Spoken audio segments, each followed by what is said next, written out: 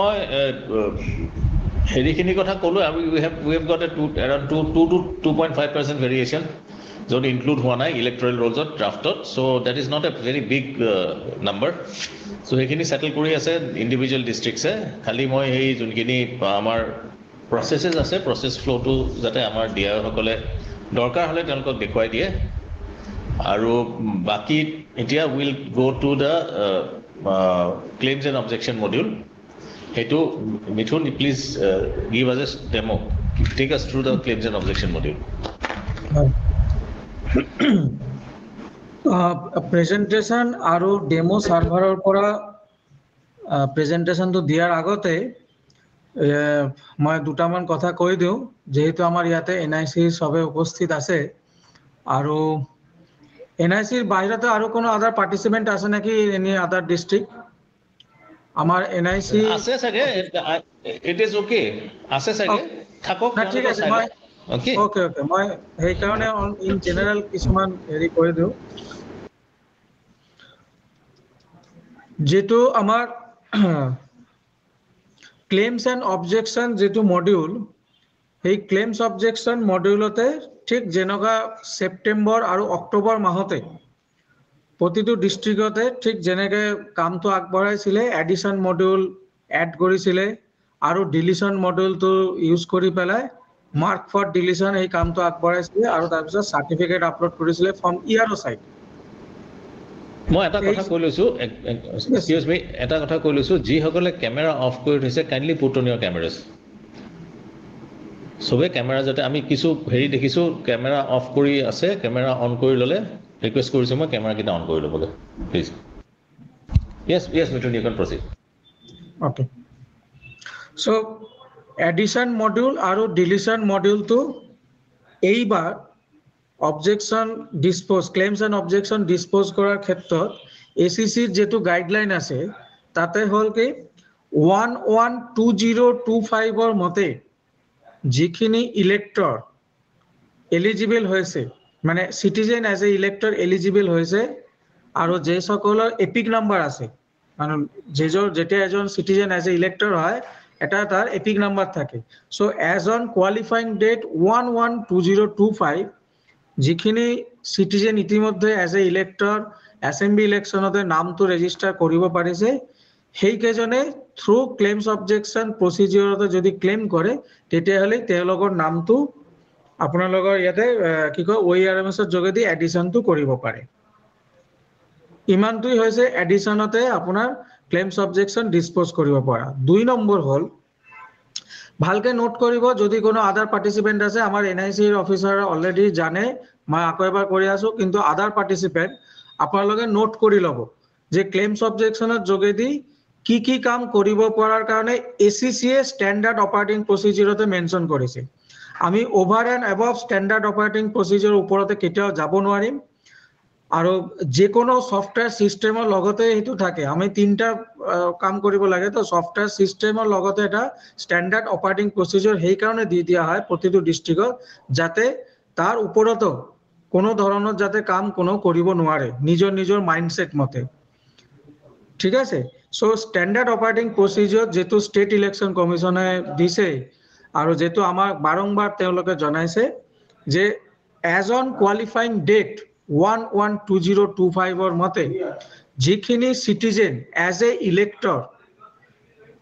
Elector হলতে নাম ওলাইছে তেওঁলোকে থ্ৰু ক্লেইমছ এণ্ড অবজেকশ্যন যদি এপিল কৰে তেতিয়াহলে তেওঁলোকৰ নামটো ভৰাব পাৰে OERMS ৰ যোগেদি পঞ্চায়ত ইলেকশনৰ কাৰণে এক নম্বৰ দুই number point as per delimitation sheet যেটো নোটিফাইড হৈ গৈছে তাতে যদি কোনো ধৰণৰ বিসংগতি থাকে আৰু হেতু যদি কোনোবাই থ্ৰু ক্লেইমছ অবজেকশ্যন কৈ দিয়া আছে কোনোবাই যদি থ্ৰু ক্লেইমছ অবজেকশ্যন যোগেদি যদি আহে যে নহয় মই এটো ভুল হৈছে মোৰ এটো শুদ্ধ কৰি দিয়ক যদি as per delimitation sheet হেতু যদি ঠিকঠাক আছে তেতিয়ালে কিন্তু কোনো ধৰণৰ ডেটা ফিট OERMS তে নহয় কৰিব নালাগে তো এটো কমিশনাৰ স্যাৰেও বাৰে এটো মিটিংতো কৈ দিছে আৰু এটো বুজাই দিছে যে as per delimitation sheet যেটো নোটিফাই হৈ উলাই গৈছে যদি তাতে কোনো মানে মেজৰ যদি কোনো বিসংগতি নাই যে মানুহ বাদ পৰি গৈছে এনেকুৱা কিবা যদি বিসংগতি নাই যদি মানুহজনক যদি প্ৰপাৰলি যদি ডিলিমিটেশন সিট মতে যদি বেলেগ ওয়াৰ্ডতে যদি প্লেস কৰি দিছে তেতিয়ালে সেই ওয়াৰ্ডতেই থাকিব লাগিব আকৌ মানে নিজৰ পুৰানো ওয়াৰ্ডতে ঘূৰি অহাৰ কোনো স্কোপ নাই সেই ধৰণৰ কোনো ধৰণৰ কিন্তু ক্লেইমছ অবজেকশনৰ যোগেদি ডিসপোজ কৰিব পৰা নাযায়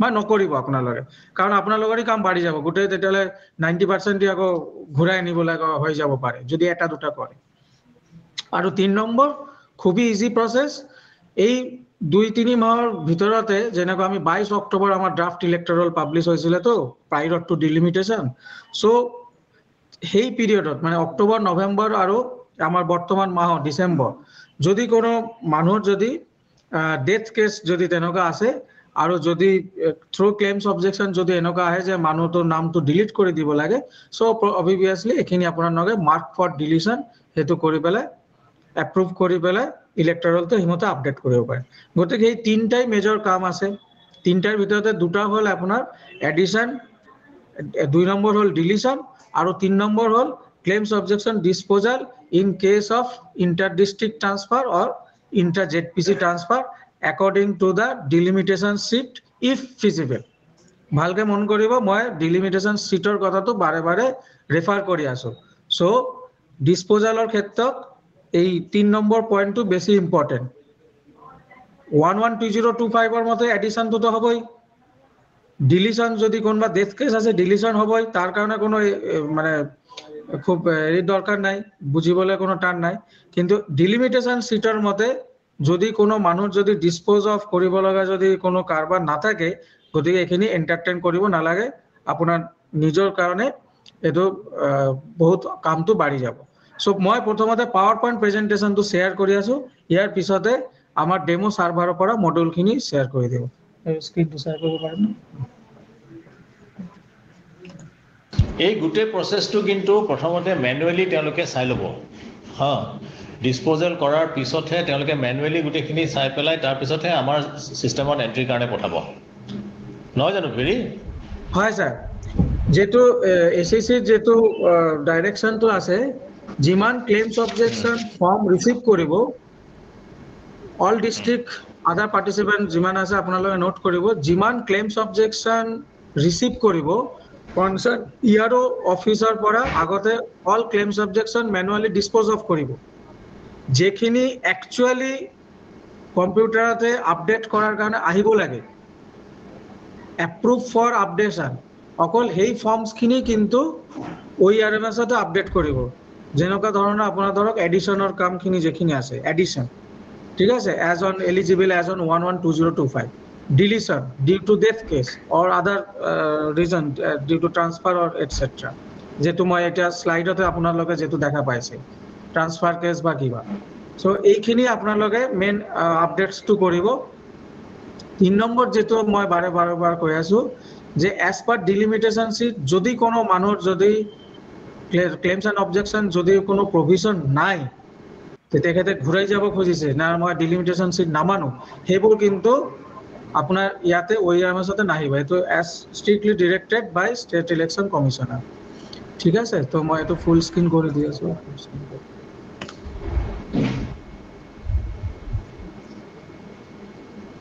ওকে তো ইলেক্টৰ ট্ৰান্সফাৰ মডেলটো মই প্ৰথমতে কৈ আছো কি ধৰণৰ আপোনালোকে ট্ৰান্সফাৰ কৰিব পাৰে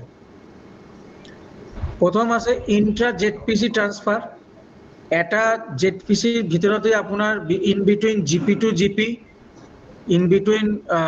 জিপি ট্ৰান্সফাৰ কৰিব পাৰে এটা ওয়াৰ্ডৰ পৰা বেলেগ এটা ওয়াৰ্ডতে ট্ৰান্সফাৰ হ'ব পাৰে আৰু polling station to polling station transfer হ'ব পাৰে ঠিক আছে ইন্টাৰ জেডপিসি মানে এটা জেডপিসিৰ পৰা কমপ্লিট বেলেগ এটা জেডপিসিলে ট্ৰান্সফাৰ হৈ গৈছে এইটো কেতিয়া এইটো মানে কেতিয়া হয় যেটা ধৰক ডিলিমিটেশন এক্সাৰসাইজ চলি আছে এই ডিলিমিটেশন এক্সাৰসাইজটো আপোনাৰ ৰেফাৰ কৰা আছে 2023 পঞ্চায়েত ইলেক্টৰাল ৰোল যেটো ফাইনাল পাবলিশ হৈছিল সেপ্টেম্বৰ মাহ 2023 তেতিয়াৰ ইলেক্টৰাল ৰোলটো ৰেফাৰ কৰা হয়েছে ডিলিমিটেশন সিট প্ৰিপাৰেশন কৰাৰ কাৰণে সো তাৰ মাজতে 1 বছৰ পাৰ হৈ গৈছে সো এনেকুৱা হ'ব পাৰে যে এই 1 বছৰতে কোনো পৰিয়াল শিফট হৈছে।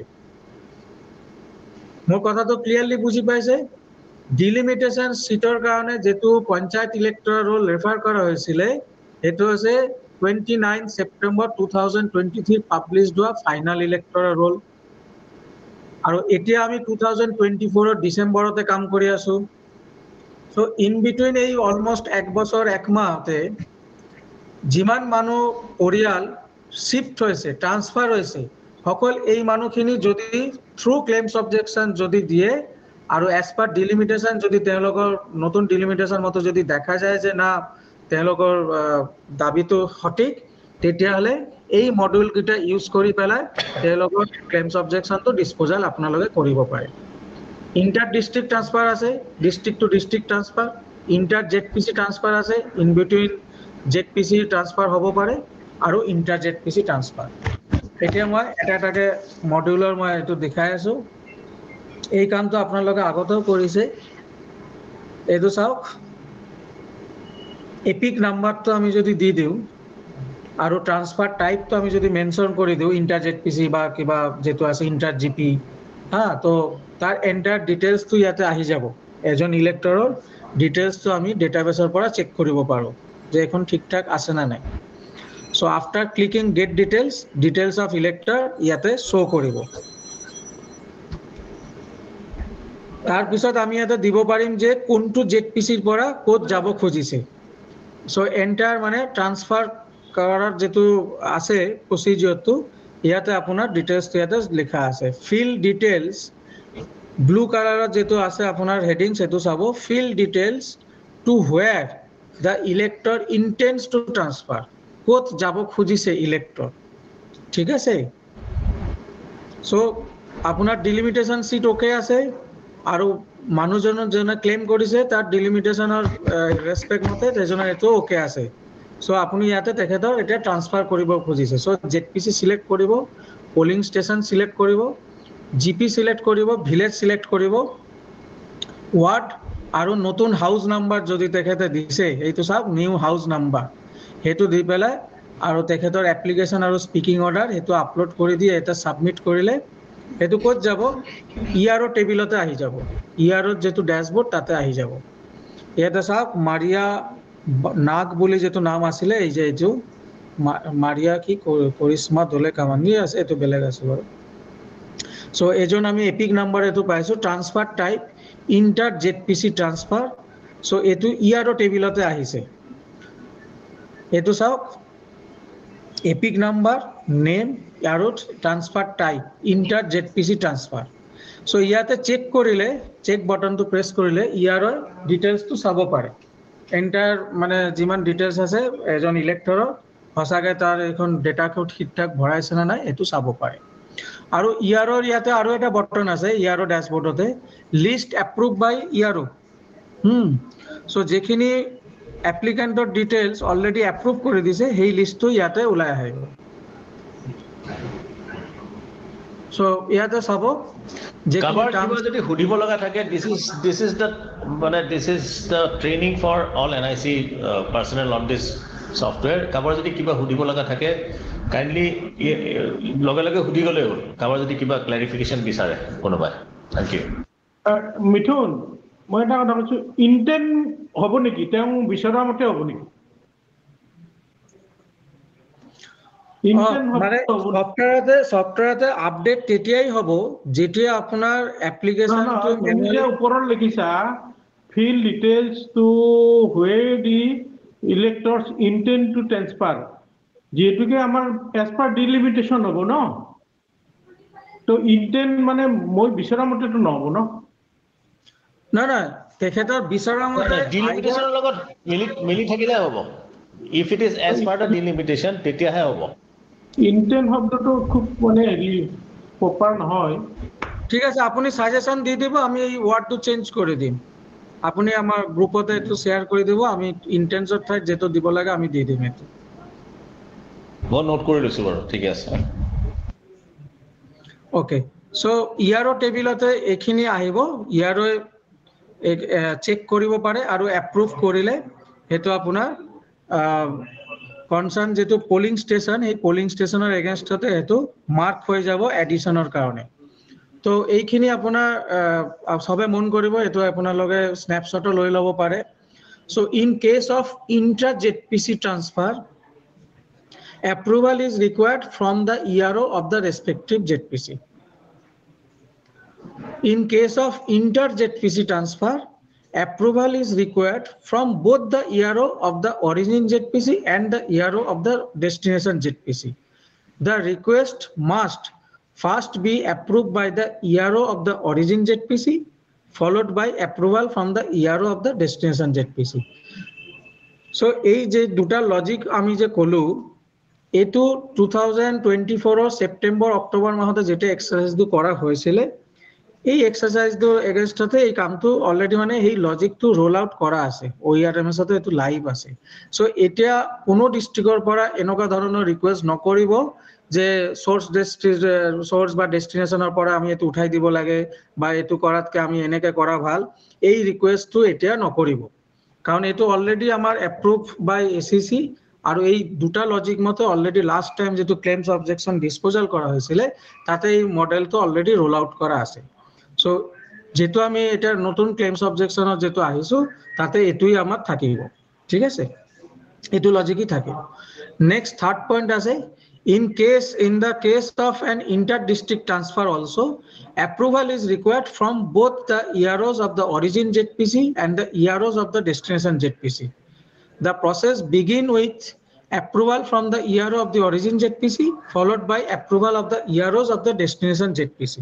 So 2 নম্বৰ পয়েন্ট আৰু 3 নম্বৰ পয়েন্টটো একেই হয়, খালি প্ৰথম পয়েন্টটোতে আছে আপোনাৰ এটা ডিস্ট্ৰিক্টৰ ভিতৰতে ইন্টাৰ ZPC ট্ৰান্সফাৰ, আৰু 3 নম্বৰ পয়েন্টটোতে এটোই আছে যে ZPC ট্রান্সফার হৈ আছে কিন্তু এটো inter district transfer. So ultimate ZPC ERO is the ultimate authority to approve or disapprove the application. If any new electors were left to be added, it can be added as the process followed during the retentive period. So যদি কোনো qualifying date as on 1/1/2025 or বাহিৰতো যদি কোনো elector as on qualifying date 1/1/2024 থাকি গৈছিলে বা এতিয়াও যদি আছে, যেহেতু আপোনাৰ লাস্ট সামাৰি ডিভিশনৰ কাৰণতে কৰিব লগা আছিল বা কৰিব পৰা নাই, সেইখিনিও কিন্তু আপোনালোকে এড কৰিব পাৰে, ঠিক আছে। Similarly, the deletion of elector can be carried out using the same procedure that was followed during the data entry period from data entry logging. Mithun, hello.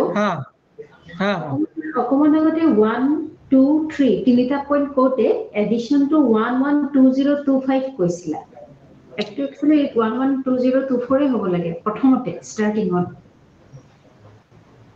25 আৰু এতিয়া 1/1/2024 কৈছে। না এতিয়া তেতিয়া বুলি কথা নাই, 1/1/2025 হল ফোর্থকামিং পঞ্চায়েত ইলেকশনের কারণে ইলেক্টরের কোয়ালিফাইং ডেট। 1/1/2025 হল ফোর্থকামিং ইলেকশনের কারণে কোয়ালিফাইং ডেট। যদি কোনো ইলেক্টর ক্লেমস অবজেকশন যোগেদি যদি ক্লেম করে যে ইলেক্টরলতে নামটো ভরাব পারে, তার কোয়ালিফাইং ডেট 1/1/2025, এটো ফিক্সড এন্ড ফাইনাল, এটো ACC এর পরে অলরেডি ডিফাইন করে দিয়েছে। কিন্তু তার বাহিরতো লাস্ট টাইম যেটো এক্সারসাইজ হয়েছিল এডিশন আর ডিলিশনের কারণে, সামারি যেটো আপনার এডিশন ডিলিশনের কারণে যেটো সেপ্টেম্বর অক্টোবর মাসে যেটো কাম হয়েছিল, তার কোয়ালিফাইং ডেট আছিল 1/1/2024। যদি 1/1/2024 এর কোয়ালিফাইং ডেট মতে যদি কোনো ইলেক্টর থাকি গৈছে এড কৰিবলে, তেওঁলোকেও কিন্তু এপ্লিকেশন যোগেদি নিজৰ নামটো এড কৰিব পাৰে। Provided they are registered with ECI, EPIC number to লাগিব। Yes sir, EPIC number to থাকিব। Okay, EPIC number লাগিব। So এইটো চাওক ডিলিশন মডিউল যেটো আপোনালোকে কাম কৰিছিলে, এড ইলেক্টৰ আৰু ডিলিশন মডিউল।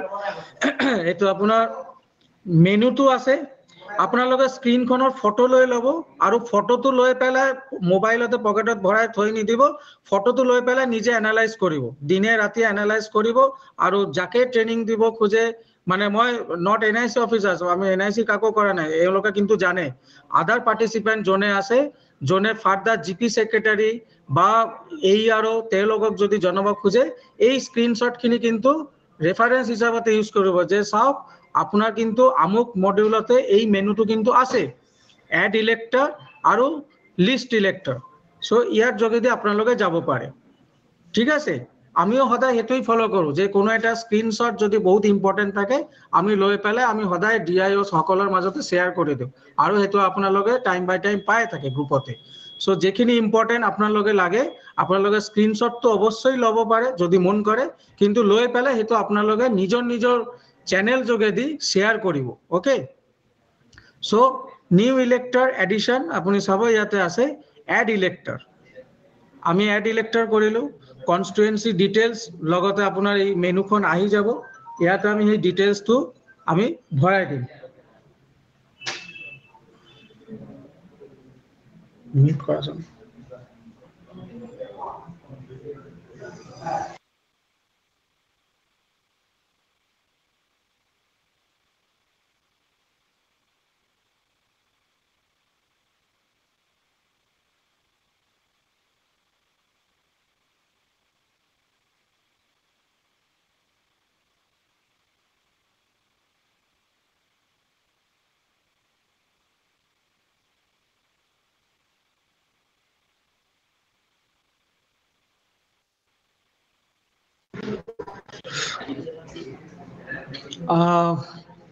কাৰেন্ট স্লাইড আসলে ঠিক আছে।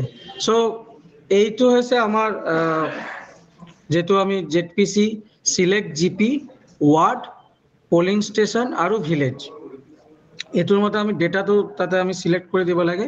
আৰু এতিয়া চাওক আমি এড ইলেক্টৰ ইয়াতে আমি আহিছো, এপিক নাম্বার দিলো, name in regional, age, gender, house number, household, family details, other family মানে যেহেতু আপনার name of family member father mother আর হাজব্যান্ড জনেই হোক, রিলেশন স্ট্যাটাসটো আমি দিম, আৰু ইমেজটো যদি আছে আমি ইমেজটো আপলোড কৰি দিম।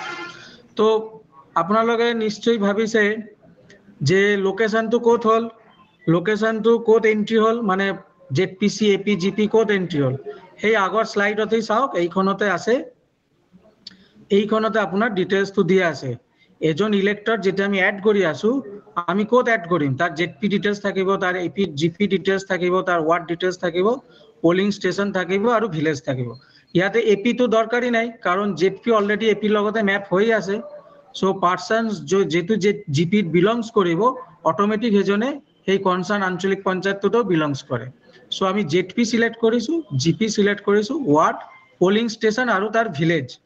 যদি এটা পোলিং স্টেশনৰ আন্ডাৰতে ভালকে মন কৰিব, এটা পোলিং স্টেশনৰ আন্ডাৰতে যদি মোর দেন ওয়ান ভিলেজ যদি ম্যাপ হৈ থাকে তেতিয়াহ'লে কনসার্ন ইলেক্টৰজন যেটো ভিলেজতে ম্যাপ হ'ব সেই ভিলেজটো সিলেক্ট কৰি পেলাই আমি তেখেতৰ ডিটেইলসটো তাৰ এগেইনষ্টতে আমি এড কৰিম, ঠিক আছে। সেইটো এডিশন আমি যেটা দি দিলো তেতিয়া চাওক আপোনাৰ ইয়াৰো ড্যাশবোৰ্ডতে এই কনসাৰ্ন কোয়ালিফাইং ডেট মতে যেজন ইলেক্টৰ আছে তাৰ ডিটেইলসটো আমি ইয়াতে পাইছো। আৰু ইয়াতে ইয়াৰো ড্যাশবোৰ্ডতে আপোনাৰ ওপৰতে চাব দুটা বটন আছে, শো পেন্ডিং লিস্ট ফৰ এপ্ৰুভাল আৰু শো এপ্ৰুভ লিস্ট। সো ইয়াৰো ডে বাই ডে, এইটো আমি ড্যাশবোৰ্ডতো দি দিছো, ইয়াৰো ডে বাই ডে নিজৰ এপ্ৰুভাল লিস্ট আৰু ডিসপোজাল লিস্ট আৰু পেন্ডিং লিস্টটো চাব পাৰে, ঠিক আছে। কোনো ডাউট আছে নাকি ইয়াতে নিজৰ যদি মই এটা আইডিয়া লাগিছিলে, সাপোজ এপিক নাম্বাৰটো মেন্ডেটৰি হয় না? হয়, এপিক নাম্বাৰ মেন্ডেটৰি। যদি এতিয়া কন্টিনিউয়াস আপডেশনটো আপোনাৰ ইসিআই বেসতো চলি আছে, ইয়াতো চলিব প্যাৰালাল। যেটো এডিশনৰ ফেসিলিটি এতিয়া ধৰক মানে ক্লেইমছ এন্ড অবজেকশন মোডতে হওক বা নিউ ভোটাৰ এডিশন মেথডতে হওক, যেহেতু ইসিআই টো এতিয়া কন্টিনিউয়াস আপডেশন চলি আছে ইয়াতো চলিব। তো এজন মানুহে যদি সাইমultaneously দুইটা জায়গাত এপ্লাই কৰে আৰু তাত যদি এপ্ৰুভেল নকয় ইয়াত ইসিআই এপিক নাম্বাৰটো নাপাব, তেতিয়া অলপ প্ৰবলেম হ'ব পাৰে। মই কৈ দিছো এইটো আদাৰ ডিস্ট্ৰিক্টৰ বাকি সবে শুনিব। আমাৰ গোলাঘাটৰ পৰা কনসাৰ্ন NIC অফিচাৰে যেটো কোৱেশ্চনটো সুধিছে সেইটো খুবই ভ্যালিড তেখেতে সুধি আছে যে সাইমালটেনিয়াস যেটা আপডেশনটো চলি থাকে সো তেতিয়া OERMS তো মানে এপ্লাই কৰিব পাৰে আৰু ডিস্ট্ৰিক্ট ইলেকশন অফিসতো এপ্লাই কৰিলে সো এপিক নাম্বাৰ নাথাকিলে তো হ'ব নে নাই কি হ'ব পাৰে সো ইয়াৰ মই সলিউশনটো মই কৈ আছো ভালকে মন কৰিব সবে এজন সিটিজেন তেতিয়াই ইলেক্টৰ হয় যেতিয়া ইলেকশন কমিশন অফ ইন্ডিয়াৰ পৰা তেখেতক এপিক নাম্বাৰটো জেনাৰেট কৰে সো এজন সিটিজেনক ইলেক্টৰ হিচাপতে ডিফাইন কৰাৰ দায়িত্বটো কনস্টিটিউশনাল দায়িত্বটো ভাৰতবৰ্ষৰ একমাত্ৰ ইলেকশন কমিশন অফ ইন্ডিয়াৰ হাততেই আছে গতিকে কোনো সিটিজেন যদি ভাবে যে আমি স্টেট ইলেকশন কমিশনৰ পোৰ্টালতে গৈ নিজৰ নামটো ৰেজিষ্টাৰ কৰাও হেতু কিন্তু নহব সিটিজেন তেতিয়াই ইলেক্টৰ হয় যেতিয়া ইসিআইৰ পৰা তাৰ হাততে এপিক নাম্বাৰ থাকে সেই কাৰণে OERMS তে যেখিনি পঞ্চায়ত ইলেকশনৰ কাৰণে ইলেক্টৰ এজন 112025 আহিব খুজিব তেওঁলোকৰ এপিক নাম্বাৰ আগতীয়াকে থাকিবই লাগিব উইদাউট এপিক নাম্বাৰ OERMS তে কোনো ধৰণৰ সিটিজেনৰ ৰেজিষ্ট্ৰেচন নহয় as a elector is it clear কথাটো হয় কিন্তু এতিয়া ধৰক তাহাঁতৰ কোৱালিফাইং ডেট মই যিমান জানো মানে 1/1/2025 হয়নে মানে ইসিআইৰ কোৱালিফাইং ডেটটো মানে 1/1/2025 যে কোনোবা যদি 29 ডিসেম্বৰত তাত এপ্লাই কৰে তো he might not have the EPIC number with him right তো তেতিয়া যদি এনেকুৱা ক্ষেত্ৰত ইয়াত প্যাৰেলালি এপ্লাই কৰি পিছত যদি সিফালে যদি এপিক নাম্বাৰ হয় ইয়াত যদি থাকি যায় তো এটা প্ৰবলেমেটিক হ'ব পাৰে হেৰি অভিজিত হয় sir Abhijit this is a administrative matter entirely আমাক যোনটো কোৱা হৈছে হেতু কোৱা হৈছে যে মানে যিকোনো মানুহৰ এপিক নাম্বাৰটো থাকিব লাগিব তেতিয়াহে ইনক্লুজনৰ কথাটো আহিব স্যাৰ মই মানে টাইম ফ্ৰেমটো কিয় জানিব লাগিব কাৰণ মই খনেকে ইহঁতক সাজেষ্ট কৰিব লাগিব যে তহঁতি তোমালোকে 31 ডিসেম্বৰৰ ইভিনিং তোমালোকে মানে এটা ড্যাশবোৰ্ড কাইন্ড অফ ঠিক ৰাখা যাতে মানে কোনোবা এনেকুৱা মানুহ আহিব পাৰে যে ৰিসেন্টলি এপিক ওলাইছে কিন্তু আগতে এপ্লাই কৰিছিল আজিও আহিব পাৰে এনেকুৱা এটা মানে ফেসিলিটেশন ইয়াত দিব লাগিব এইকাৰণে মই সুধিছো নহয় তাৰমানে অভিজিত কথাটো হৈছে কি তুমি যেতিয়ালৈকে তেওঁ এপিক নাম্বাৰটো নাপাব তেতিয়ালৈকে SEC does not have the authority to include him in the electoral rolls right sir but the thing is that the means edition of election commission is not ever over yet এতিয়ালৈকে তাত over হোৱা নাই দুইটা একে ডেটতে qualifying date এইটো এটা প্ৰবলেমেটিক same date মানে হেতু তেওঁলোকে এতিয়ালৈকে SEC ষ্টেণ্ড লৈ আছে যে উইদাউট এপিক নাম্বাৰ আমি এটো ইয়াতে আমাৰ ইয়াতে অন্তৰ্ভুক্ত কৰিব মই মানে ইস্যুটো কিয় দেখা পাইছো স্যাৰ ইয়াত প্ৰায় মানে পাৰ জিপি 200কে ফ্ৰম মানে নতুন এডিশনৰ কাৰণে মানে হেৰি কৰা হৈছে ডিস্ট্ৰিবিউট কৰিছে তো তাত এই এনেকুৱা এনমলিবোৰ আহিব পাৰে যে মানে N applicant can apply without having epic number আৰু লাষ্টত মানে ইলেকশন কমিশনে এপিক নাম্বাৰ লাষ্ট মোমেন্টত উলিয়াও দিব কিন্তু ইয়াত যেটো মানে এৰাৰ নহব পাৰে এই বস্তুটো অলপ সিনক্ৰনাইজেশন ইস্যু হ'ব পাৰে নহয় ইয়াতে তোমাৰ হেৰি পঞ্চায়ত ইলেক্টৰেল ৰুলছৰ কাৰণে the ultimate authority is the SEC তেওঁ ডিসিশনটো ল'ব আৰু যদি কিবা দৰকাৰ হয় তেওঁ ECI লগত কথা পাতে date will be between the ECI and the SEC আমাৰ তালৈ যোনটো আহিছে এতিয়ালৈকে যে without EPIC number we are not going to do any processing of any applicant এতিয়ালৈকে ডেট ষ্টেণ্ডছ সেইকাৰণে আমি কোৱা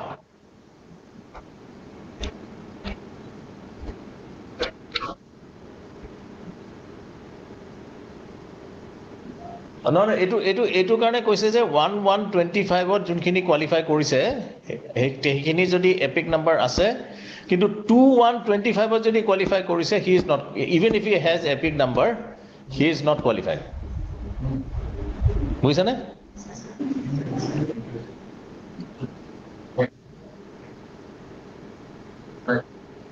এপিক নাম্বাৰটো লাগিব পাৰিব এপিক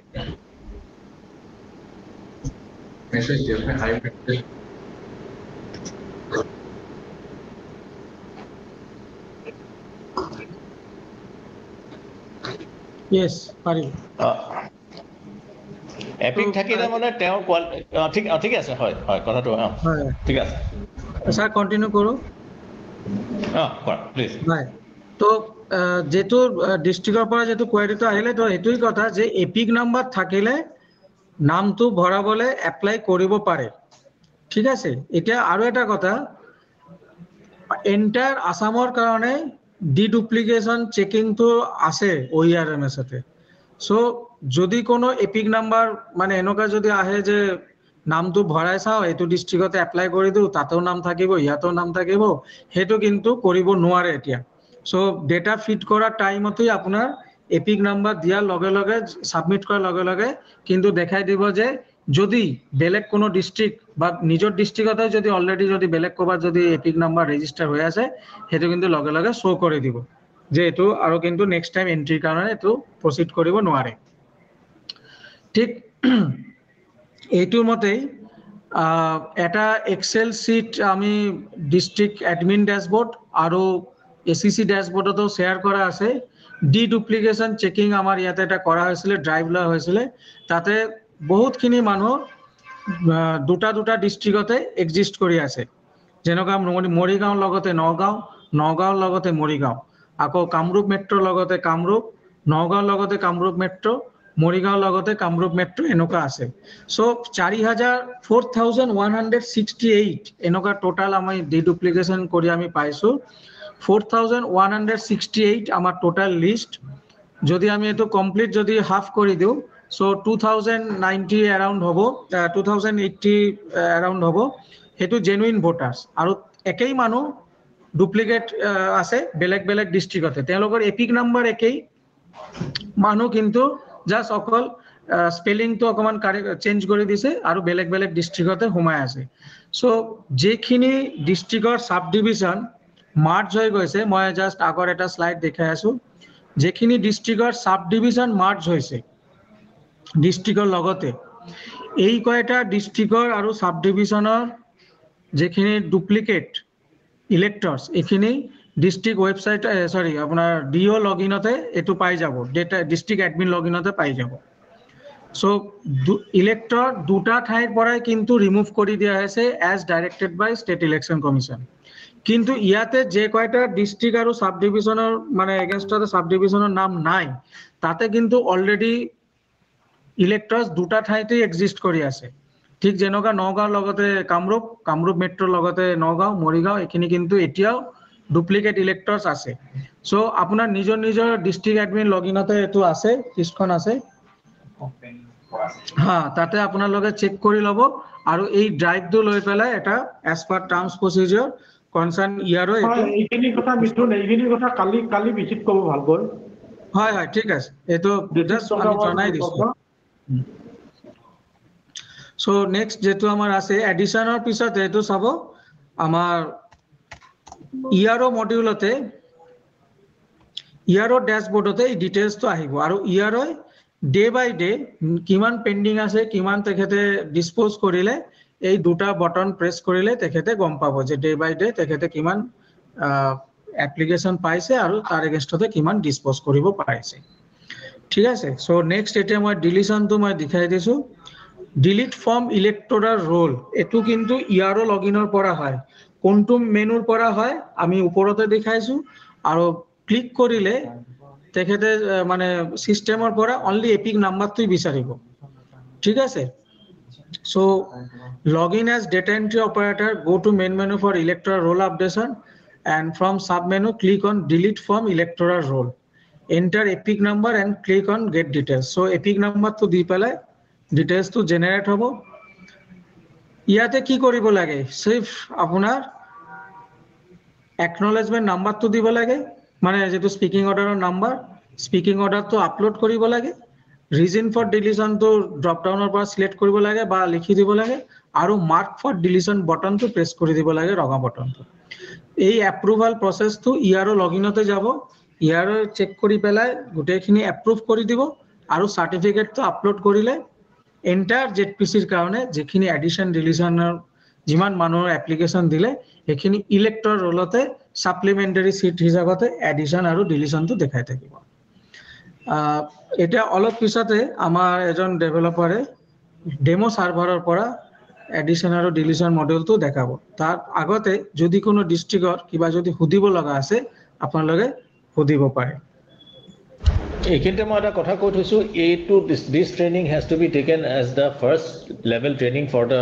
ডিষ্ট্ৰিক্টছ আৰু এইটো ট্ৰেইনিঙৰ আধাৰতে আমাৰ ডিষ্ট্ৰিক্টৰ অফিচাৰসকলে মাষ্টাৰ ট্ৰেইনাৰখিনিক ট্ৰেইনিং দিব ফৰ দ্য ডিষ্ট্ৰিক্টছ অহাকালি আমি SSCক কম টু এখন চাৰ্কুলাৰ দিবলৈ যাতে এইবাৰ master trainers has to be identified and they have to be trained master trainer identify নকৰিলে আমি we have faced in problems in districts like Nagaon last time য'ত মাষ্টাৰ ট্ৰেইনাৰ একচুৱেলি আইডেণ্টিফাই কৰা নাছিলে so' this time will try and make it mandatory for master trainers to be identified আৰু সেইসকল মানুহে যাতে হাতে কামে কামখিনি কৰিব পাৰে স্যাৰ সেইটো DIO ইনক্লুড কৰিব দিলে আকৌ আমাকে দিব মাষ্টাৰ No, DI training দিব মাষ্টাৰ মাষ্টাৰ ট্ৰেইনাৰখিনি একচেপ্ট DIO দিব লাগিব নহ'লে আকৌ DIO you are not DIO to master trainer হ'বই নোৱাৰে ন you will train the master trainers sir সেইটো মানে এই চিঠিখনত সেইটো আহিলে ভাল নহ'লে স্যাৰ আকৌ আমিয়ে মাষ্টাৰ ট্ৰেইনাৰ হৈ যায়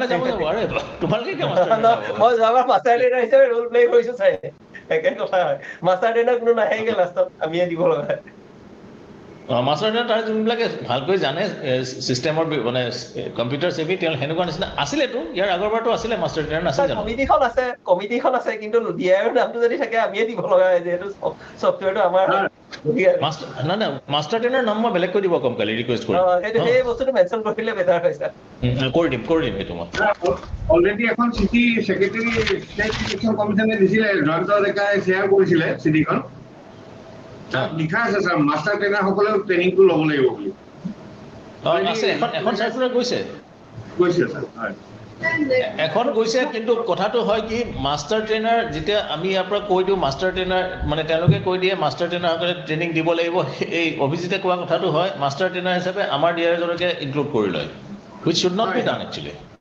স্যাৰ ডিষ্ট্ৰিক্টত স্যাৰ মাষ্টাৰ ট্ৰেইনাৰ নটিফাই কৰা আছে চ' কাইলৈ ভিচিখনলৈ মাষ্টাৰ ট্ৰেইনাৰসকল আহিব কাইলৈ ভিচি আছে নহয় কালি এখন আছে নহয় 19 তাৰিখে এখন ভিচি এখন মানে কাইলৈ নহ'ব এখন চ' তাতে মাষ্টাৰ ট্ৰেইনাৰসকলে কাইলৈ ভিচিখনে ডাইৰেক্ট এনেকুৱা ট্ৰেইনিং লৈ ল'ব স্যাৰ সেইটোকে প্লেন কৰা গৈছে হেণ্ডলিঙৰ কাৰণেতো আছে আমি হ'ব মিথুন মই কথা এটা সুধো হেৰি যিটো 1/1/24 কোৱালিফাইং ডেটত যিখিনি এতিয়া যদি থাকি গৈছিলে এতিয়া যদি এড কৰে সেই ভোটাৰখিনি সাপ্লিমেন্টাৰী হিচাপে আহিব নে পেৰেণ্ট ৰোলতে আহিব সাপ্লিমেন্টাৰী হিচাপতে আহিব মানে সেইটো 24 কোৱালিফাইঙত কিবা চেক বক্স এনেকুৱা এড হিচাপে আহিব ক'ৰবাত মাইক অন হৈ আছে নেকি এই দৰং না যেহেতু মানে এন্ট্ৰি এজন মানে ডিসেম্বৰতে হ'বতো গতিকে কোৱালিফাইং ডেট যেতুই থাকক এতিয়া যিমান এন্ট্ৰি হ'ব 2024 এডিশন তেনেকে সাপ্লিমেন্টাৰী লিষ্টতে শো কৰিব এটো আৰু আগত যেটো এক্সাৰসাইজ হৈছিল হিউজ ডেটা চাংক এটা মানে থাকি গৈছে মানে না এটো কৈছে কিবাটা ডিস্ট্ৰিক্টতে এটো আছে হেতু এই মডেলটো যেটা আপ কৰি দিব ডেটা ফিড কৰি দিবই পাৰে এপিক নাম্বাৰ ভৰাই পেলাই যদি অলৰেডি এপ্ৰুভ হৈ আছে এখিনি আৰু এতিয়া এপিক নাম্বাৰ ভৰালে তো এন্টাৰ ডিস্ট্ৰিক্টৰ কাৰণে ডিডুপ্লিকেশন চেকিং ধৰা পৰি যায় তো হেতু এটা প্যাৰালাল এক্সাৰসাইজ কিন্তু তেওঁলোকে কৰি ল'ব লাগিব যেখিনি মানে ড্ৰপ কৰিব লাগে নহলে মানে কি হয় 30000 সাপোজ মানুহ ভৰালে কিন্তু দেখা গ'ল যে অলৰেডি মানে সেই মানুহখিনি নগাঁওতে আছে মৰিগাঁওতে আছে আকৌ কামৰূপ মেট্ৰতে মানে ট্ৰান্সফাৰ কৰিব খুজিছে এড কৰিব খুজিছে তাৰ মানে 2090 যেটো আমাৰ ডুপ্লিকেট আমি লিষ্ট পাইছো around 4168 almost 60 to 70% এই চাৰিটা ডিস্ট্ৰিক্টত মানে নগাঁও মৰিগাঁও কামৰূপ মেট্ৰ না এতিয়া যেটো সাপোজ এড কৰিব এড কৰি দিলে যেনিবা 11000 তাৰপিছত আকৌ ডিডুপ্লিকেশন হেতু চলাব নেকি নালাগে এটা তোমাৰ এপিক নাম্বাৰ দিয়াৰ লগে লগে মানে চেক কৰি দিব এন্টাৰ ষ্টেটত যেটো ওইআৰএম এৰ সাথে এন্টাৰ স্টেটাস চেক কৰে আচ্ছা ঠিক আছে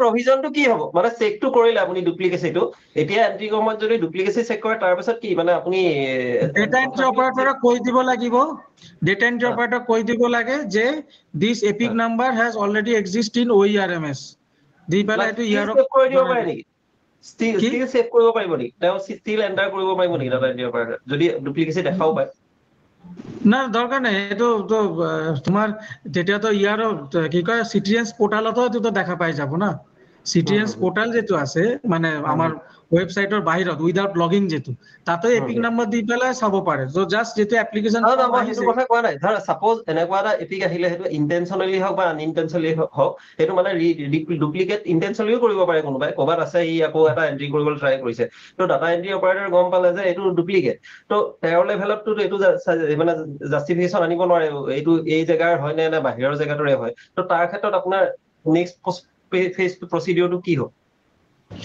এই যেটো এপিক নাম্বাৰটো সাৰ্চ কৰিবে হেতু কোড এক্সিস্ট আছে হেতু তো দেখাই দিব হেতু জাস্ট ফর্মতে লিখি পেলাই ইয়ারক দি দিব লাগে যে চাও এটো ওইআরএমএস আছে আমুক ডিস্ট্রিক্টত এই এপিক নাম্বারটো এক্সিস্ট আছে ঠিক আছে ফর্মখন লিখি দিলে হ'ল হ্যাঁ ফর্মটো লিখি দিলে ওকে আমার সীমান্ত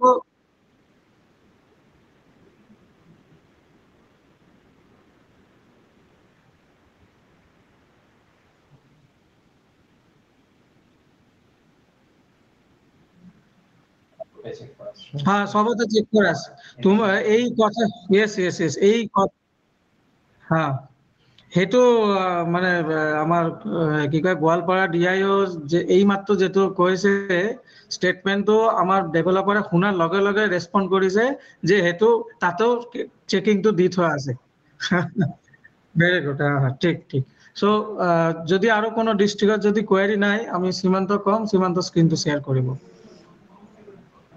তোমাৰ মাইকটো মিউট ৰাখিবা মই ইয়াৰ পৰা কম লাগিলে তুমি কবা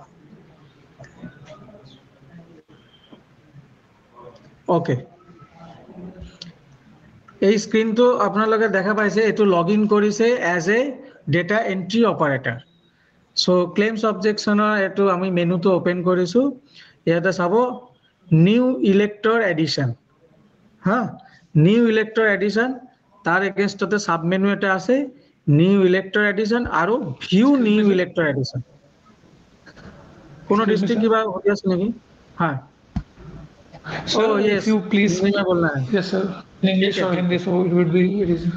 हाँ तो चलो ठीक है ये देखो जो स्क्रीन अभी शेयर किया हुआ है हमने डीओ के हिसाब से लॉगिन किया डेटा एंट्री ऑपरेटर के हिसाब से हमने लॉगिन किया है ठीक है और वहां पर जाके क्योंकि हम क्लेम्स एंड ऑब्जेक्शन डिस्पोज करना है तो हमने जो मेनू है राइट साइड से 2 नंबर मेनू इलेक्टोरल रोल अपडेशन उसमें जाके देखो वहां पे 4 ऑप्शन है न्यू इलेक्टर एडिशन हमने वहां पे जाके क्लिक किया तो सब मेनू एक है न्यू इलेक्टर एडिशन और उसमें हम न्यू इलेक्टर का व्यू भी कर सकते हैं सो क्लिक करो न्यू इलेक्टर एडिशन पे ये देखो जो हमारा जो पावर पॉइंट प्रेजेंटेशन में जो था वही सेम यहाँ पे हमने दिया है कि इलेक्टर को हम कहाँ ऐड करना चाहते हैं ठीक है उनका तो लोकेशन जरूरी है सो जेडपीसी जिला परिषद कॉन्स्टिट्यूएंसी देन जीपी उसके बाद उसका डिजर्विंग वार्ड कौन सा वार्ड में जाना है और वार्ड में जो पोलिंग स्टेशन और इसी पोलिंग स्टेशन में ओनली 1 विलेज है सो अगर इसमें 2 विलेज मैप होता तो 2 विलेज यहाँ पे शो हो जाता और पर्सन का जो एप्लीकेंट का जो एप्रोप्रिएट जो विलेज है उसमें हम इनको ऐड कर सकते हैं सो ये हमने ऑलरेडी फिक्स कर दिया ये कहाँ पर जाना चाहते हैं देखो ये जो लिस्ट हमने बनाया है ये हमने जेडपीसी उसके अगेंस्ट में जीपी उसके अगेंस्ट में वार्ड और उसके अगेंस्ट में पोलिंग स्टेशन फिर उनके अगेंस्ट में विलेज ठीक है क्योंकि एक इलेक्टर तो अल्टीमेट विलेज का ही रेसिडेंट होता है ना सो पोलिंग स्टेशन में तो नहीं रहेगा लेकिन पोलिंग स्टेशन हमने सिलेक्ट कर दिया और क्योंकि ये विलेज ऑलरेडी पोलिंग स्टेशन से मैप है तो हमने उसको उसी पोलिंग स्टेशन से मैप कर रहा है जहां पर वो रेसिडेंट है वो विलेज सेव एंड प्रोसीड सो ये देखो ऊपर में आ गया है कहां पर हम इसको ऐड करना चाहते हैं ऊपर में ZPC name GP name ward name polling station name और विलेज नेम आ चुका है सो एज पर एप्लीकेंट्स जो फॉर्म है उसमें ये पांचों के पांचों टिक मार्क है सो जो डेटा एंट्री ऑपरेटर रहेगा वो उसको फर्दर चेक करने के लिए भी ये ऑप्शन है कि हाँ ये सब ठीक ठाक है पूरा चेक कर लिया फिर वो एपिक नंबर डालेगा एपिक नंबर यहाँ पे देने के बाद देखो क्या होता है सो एक डुप्लीकेट एपिक नंबर देकर भी दिखाओ यहाँ पर है वो इस सेम एपिक नंबर और पर एंट्री कर रखा है। हाँ ठीक है, उसको फिर एक एंट्री करो, फिर इसका सेम दिखा देना। एपिक नंबर कहाँ से आएगा? हाँ एपिक नंबर कहाँ से आएगा? नया बता के लिए वो तो रेफरेंस में नहीं है ना, कैसे पता पड़ेगा एपिक नंबर क्या है? सपोज न्यू बता रहे, एक न्यू बता, उसको कैसे पता पड़ेगा कि एपिक नंबर क्या है मेरा? 2024 के बाद जो एडिशन हुआ वो लोग अगर ऐड करना चाहते थे। अच्छा रितेश, तुम्हारे पास इसका आंसर है? तुमने अभी जो सुना है, एक न्यू वोटर अगर उसका एपिक नंबर नहीं है तो उसको कैसे यहाँ पे एंट्री करना है, या वो एलिजिबल नहीं है, ये तुमको पता है? No, sir. ओके। और तो कोई और अदर डिस्ट्रिक्ट अभी भी कंफ्यूजन है क्या, जो जिसका एपिक नंबर नहीं है उसको कैसे यहाँ पे एंट्री होगा? एपिक नंबर तो देगा ही ना, एपिक नंबर तो इलेक्टर ही है ना जनरल असेंबली में। सो जो डिस्ट्रिक्ट सबसे पहले ये समझ में आ जाएगा वही डिस्ट्रिक्ट सबसे पहले इसके ऊपर रिएक्ट करेगा। सो मेरा अल्टीमेटली तो कहने क्या he must be elector no, EPIC ना থাকিলে मीनिंग কি? ये সেটা তো হবো, এপিক না থাকলে তো হবো। ओके। सो रितेश समझ में आ गया है ना, एपिक नंबर होना मैंडेटरी है? Yes, sir. हाँ। सो एक सिटीजन, रितेश, एक सिटीजन तभी इलेक्टर बनता है जब इलेक्शन कमीशन ऑफ इंडिया जो कॉन्स्टिट्यूशनल बॉडी है, जब सिटीजन को एज ए इलेक्टर उसको आइडेंटिफाई करता है, उनको एक एपिक नंबर देता है, इलेक्टर्स फोटो आइडेंटिटी कार्ड। तो उसके बिना एक सिटीजन इलेक्टर कभी नहीं होता। और ये इंडिया में एक ही कॉन्स्टिट्यूशनल बॉडी है जो सिटीजन को इलेक्टर के हिसाब से आइडेंटिफाई करता है। ये स्टेट इलेक्शन का कमीशन के हाथों में भी नहीं है। तो अगर कोई सिटीजन चाहते हैं कि मैं यहाँ पे मेरा नाम इंक्लूड करूँ विदाउट एपिक, वो नहीं कर पाएगा। ठीक है, पंचायत इलेक्शन में उसका नाम तब तक नहीं एंट्री होगा जब तक उसका एपिक नंबर ईसीआई से जनरेट नहीं होता है। क्लियर है ना रितेश? Yes, sir. ठीक है, ओके। सो फिलअप करो बाकी अदर डिटेल्स। हमने एक नेम फिलअप कर दिया, एज 19 दे दो ना, 19 दे दो, 19। हाँ, हाउस नंबर दे दिया, हाउस नंबर इन रीजनल वो तो हम फिलअप कर ही लेंगे जैसे तैसे। ডুপ্লিকেট দি কিনে দেখব পাৰিবা নেকি? हाँ देखाम डुप्लिकेट এটা দেখাই দিম, কেনেকে ধরিব এটো দেখাই দিম। Relationship with the person, father mother और व्हाट, और इमेज अगर है तो इमेज अपलोड कर देगा, नहीं अपलोड करने से भी वो हम देख लेंगे उसको। मतलब इमेज तो देना ही है, अभी के लिए हम तो इमेज अपलोड नहीं कर सकते, तो विदाउट इमेज वो नॉन फोटो इलेक्टोरल में ही वो आएगा। सो ऐड करो इसको।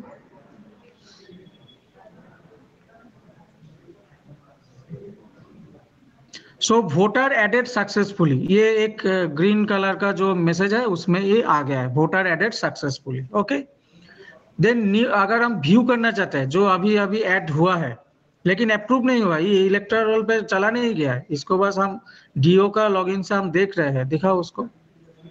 फोटो नहीं चाहिए क्या? फोटोग्राफ?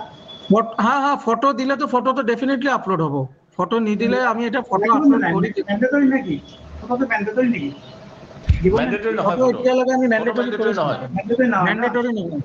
ম্যান্ডেটরি নহয়, ঠিক আছে। সো এটো চাওক, এটো আপোনাৰ ডেটা এন্ট্ৰি অপাৰেটৰে চাব পাৰে ডে বাই ডে কিমান তাৰ হাততে কাগজ আহিছে আৰু এপ্লিকেশনৰ এগেইনষ্টতে কিমান এন্ট্ৰি কৰিছে। হ্যাঁ, সো 1 2 3 4 এনেকে এটো বাঢ়ি যাব পেজ, যদি 10টাকে বেছি হয় 2টা পেজ 3টা পেজ এটো চাই থাকিব পাৰে। আৰু ডিও নিজৰ লগইনতো চাব পাৰে। আপুনি চাব लेफ्ट साइडতে যদি একদম लेफ्ट साइड येलो कलर जो येलो कलर का जो है ना उसमें देखो, उसमें लॉगिन है डीओ। सो राइट साइड में जो 2 बटन है शो अप्रूव लिस्ट, ये इसमें अगर डीओ अगर क्लिक करेगा तो उसको दिखेगा कि ईआरओ ने कितना अप्रूव किया है। हाँ, अपना जेडपीसी का, ये एक जेडपीसी का ईआरओ ने कितना कितना अप्रूव किया है। ठीक है, सो ये डीओ में भी एक ऑप्शन दिया हुआ है डेटा एंट्री ऑपरेटर, वो भी दिखा सकते हैं कि देखिए एज ऑन डेट ईआरओ ने इतना लिस्ट अप्रूव कर दिया है, और उनके डीओ के पास कितना पेंडिंग है वो भी दिखा सकते हैं। ठीक है, नेक्स्ट अभी हम क्या दिखाएंगे?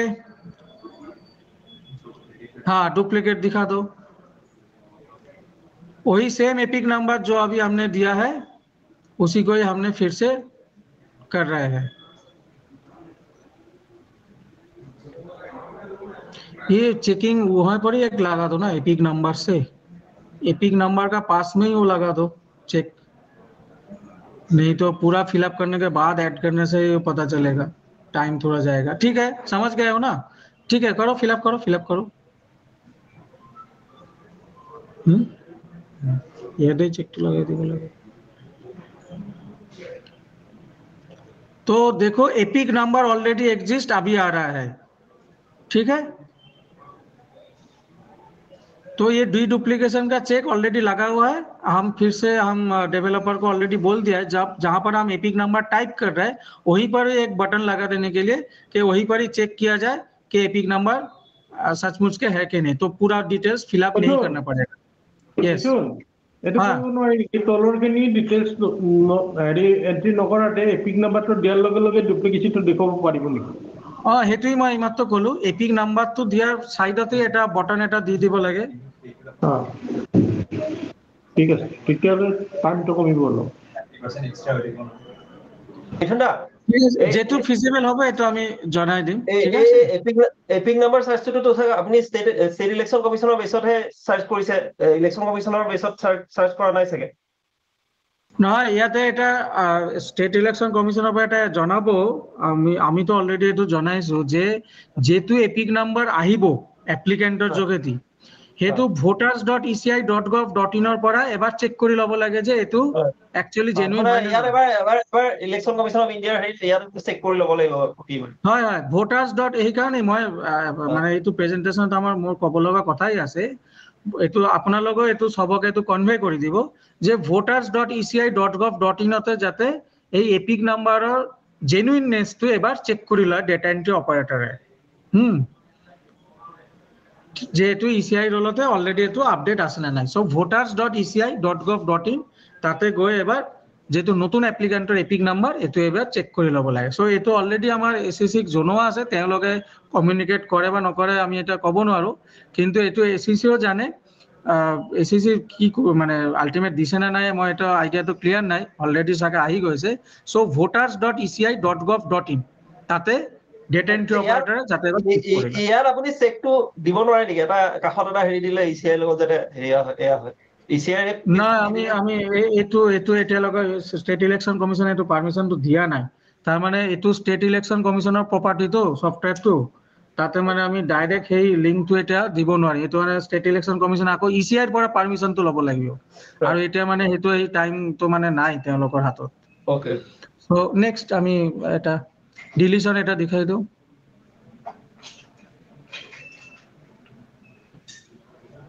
सो डिलीशन में हमको क्या करना है, सिर्फ हमको एपिक नंबर देना है और उसका डिटेल्स हमको डेटाबेस में सर्च करके देखना है कि डिटेल्स कैसा कैसा है।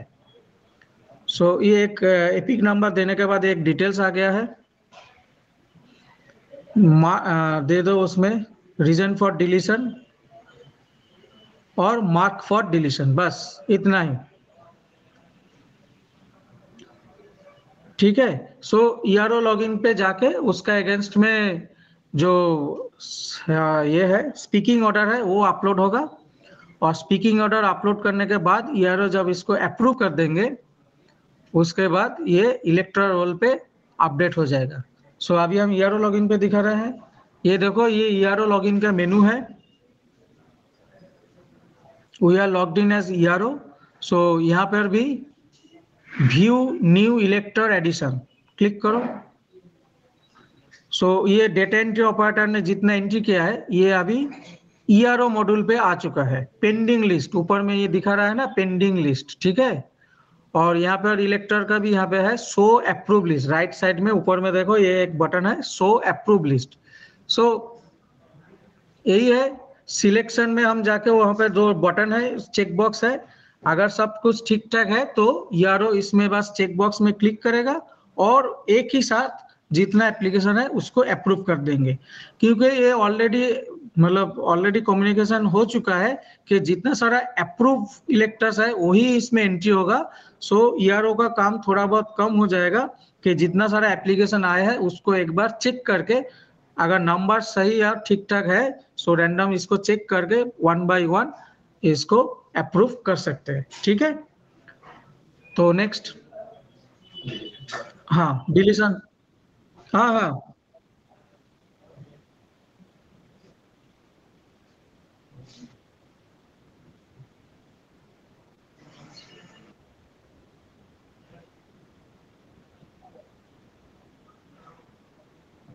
अच्छा, हाँ अच्छा,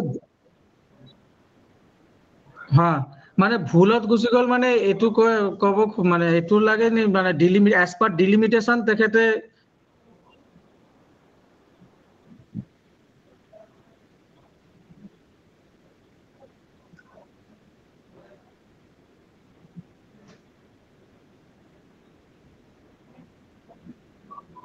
এপিক নাম্বার তো আমার ইয়াতে এন্টার হেৰি 2023 এন্টাৰ হেৰিৰ কাৰণেই তো আছে, আমাৰ ইয়াতে তো ওয়াৰ্ডৰো আছে ন, ওয়াৰ্ডৰ তো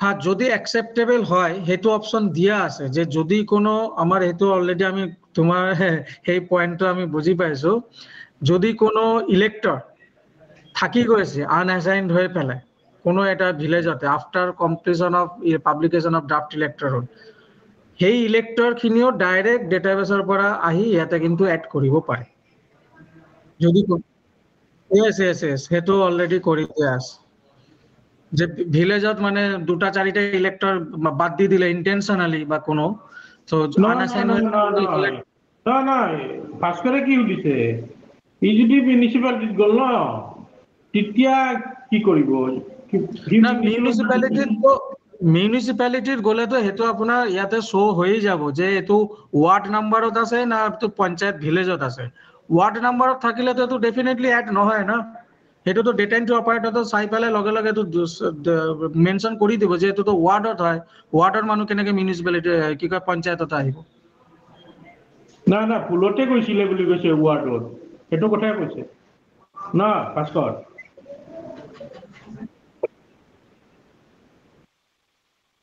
কেনেকৈ ভুলতে কৈছে মানে এটো তো এতিয়ালৈকে তো ক্লাৰিক্যাল হিচাপতেই আছে, OERMS তো আপডেট হোৱা নাই ভুলতে যোৱাটো, ঠিক আছে তো সেই কারেকশনটো তো ইয়াতে হৈ যাব না।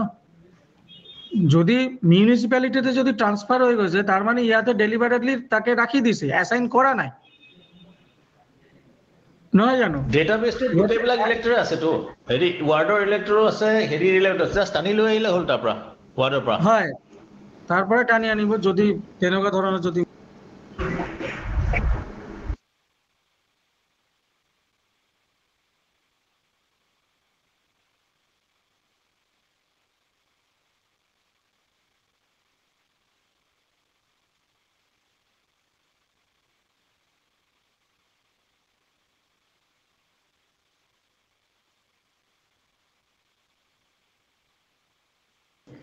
ঠিক আছে হয় হয় মই এটা কথা ভাবিছো এই যিটো ডুপ্লিকেসি যিটো চেক কৰা হল ন ডাটা এন্ট্ৰি সময় এপিকটো এইটো তোমাৰ পেন্ডিং যিটো লিষ্ট আছে তাৰে এপিকৰ লগত চেক কৰা আছে ন, ইয়াৰ পেন্ডিং লিষ্ট তাৰে লগত চেক কৰা হৈছে। মই ভাবিছো কি পেন্ডিং লিষ্টৰ লগত চেক নকৰি এপ্ৰুভ লিষ্টৰ লগত চেক কৰিলে বেছি ভাল হয় নেকি, বুঝি পাইছেন না কথাটো? হয় বুঝি পাইছো, ultimate pending list approve list আপোনাৰ মানে যেটো OERMSতে এক্সিস্টিং লিষ্ট সবৰ লগতে এটো থাকিব মুঠতে ডেটাবেসতে যদি পেন্ডিং লিষ্টত থাকিলে কিবা কাৰণত এটো ধৰা এপ্ৰুভ নহব পাৰে ন, গতিকে পিছত কিবা অলপ খেলিমেলি হ'ব পাৰে নেকি, যদি এপ্ৰুভ লিষ্টৰ লগত চেক কৰাটো বেছি ভাল হ'ব নেকি ডুপ্লিকেচিটো। হ্যাঁ ঠিক আছে আমি এটো নোট কৰি লৈছো, আমি এটো চাইলাম, এটো নোট কৰি লও। বৰ্ণালী আকৌ এবাৰ ক'বা নেকি? আকৌ এবাৰ বুজাই ক'বা বৰ্ণালী। মানে মই কৈছো কি ৰুবানা যে যিটো এপিক নাম্বাৰ ডুপ্লিকেসি চেক কৰিছে সেইটো মানে চেক কৰিছে ইয়াৰৰ লিষ্টত য'ত পেন্ডিং লিষ্টত আছে তাৰে লগত চেকিংটো কৰিছে। মই কৈছো যে ইয়াৰৰ যিটো এপ্ৰুভ লিষ্ট আছে তাৰে লগত চেকিংটো কৰিলে ভাল হয়। কাৰণ পেন্ডিং লিষ্টৰটো কেতিয়াবা এপ্ৰুভ নহ'বও পাৰে, ৰিজেক্টও হ'ব পাৰে, তো পিছত কিবা খেলিমেলি হ'ব পাৰে। চ' এপ্ৰুভ লিষ্টৰ লগত চেক কৰিলে অলপ বেছি ভাল হ'ব চাগে, মই ভাবিছো আৰু। না ঠিকে আছে, এতিয়া হয় এইটো কৰা আছে আৰু আপুনি যেটো কৈছে পইণ্টটো ঠিক। এটা প্ৰেক্টিক্যালি কি দেখিব যে ইয়াৰে ক'ব যে আগতে সব এন্ট্ৰি হৈ যাওক, আগতে আমাৰ 200-400 যিমান এন্ট্ৰি আছে আগতে এই এন্ট্ৰিটো হোক, তাৰপিছতে আমি একেলগে 1 by 1 এপ্ৰুভ কৰিম। গতিকে এন্ট্ৰি যেটো পেন্ডিং লিষ্ট তাতেও চেক কৰা থাকিব আৰু যেটো এপ্ৰুভ লিষ্ট তাতেও চেক কৰা থাকিব। আমি দুটাতেই কৰি দিম। আমি ইকুয়ালি ইম্পাৰ্শিয়ালি কাৰোৰ লগত নকৰো। পেন্ডিং লিষ্টতো আমি চাম আৰু এপ্ৰুভ লিষ্টতো আমি সমান নজৰে দি চাম। ঠিক আছে, নেক্সট এটা এপ্ৰুভ কৰি দেখাই দিব লাগে। ओके अप्रूव लिस्ट, तो अप्रूव लिस्ट। सो ये है अप्रूव लिस्ट। इसमें हम देख सकते हैं कि इसका करंट स्टेटस क्या है। ये देखो रितेश और बाकी अदर्स, इसका एक्शन यहाँ पे दिखा रहा है कि ये ऑलरेडी अप्रूव्ड है, लेकिन ये अभी इलेक्टोरल रोल पे नहीं गया है। तो इसका मतलब ये है कि हमने तो इसको अप्रूव कर दिया, एडिशन डिलीशन जितना होगा, लेकिन इलेक्टोरल रोल में तभी अपलोड होगा जब ईआरओ सर्टिफिकेट देगा। ये सब के लिए अपना जेडपीसी के लिए जब एक सर्टिफिकेट अपलोड करेंगे तो उनका जेडपीसी का जितना पोलिंग स्टेशन के अगेंस्ट में ये अपडेट हो चुका है वो सब इलेक्टोरल रोल पे मर्ज हो जाएगा एज ए सप्लीमेंटरी लिस्ट। ठीक है, सो ये स्टेप के बाद क्या होगा, अगर ऑल पोलिंग स्टेशन के लिए ये ड्राइव चलता रहेगा ईआरओ के लेवल पे और डेटा एंट्री के लेवल पे, जब पूरा डिस्पोज हो जाएगा सब कुछ, उसके बाद ईआरओ को एक सर्टिफिकेट अपलोड करना है। दिखा दो मॉड्यूल, दिखा दिया ना? ठीक है, वो तो पहले भी एक बार दिखा चुका हो। तो मेनू को दिखा दो एक बार। ये सर्टिफिकेट अपलोड मॉड्यूल यहाँ पर है, सर्टिफिकेशन मॉड्यूल।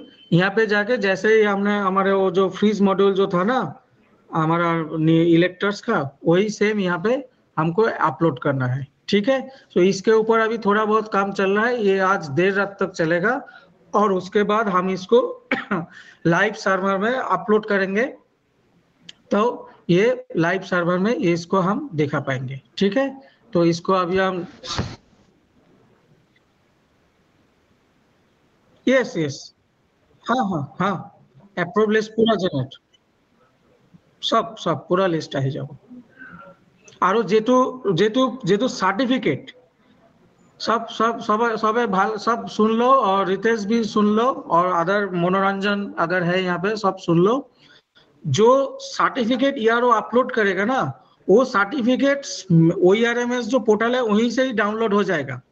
और वो सर्टिफिकेट जो है वो 4-5 पेज 6 पेज 7 पेज भी जा सकते हैं। कैसे जाएगा, जितना इलेक्टर का एडिशन हुआ है वो पूरा का पूरा एपिक नंबर वहां पे प्री फिल्ड हो जाएगा सिस्टम से, और जितना इलेक्टर का डिलीशन के लिए मार्क हुआ है वो भी वहां पे आ जाएगा।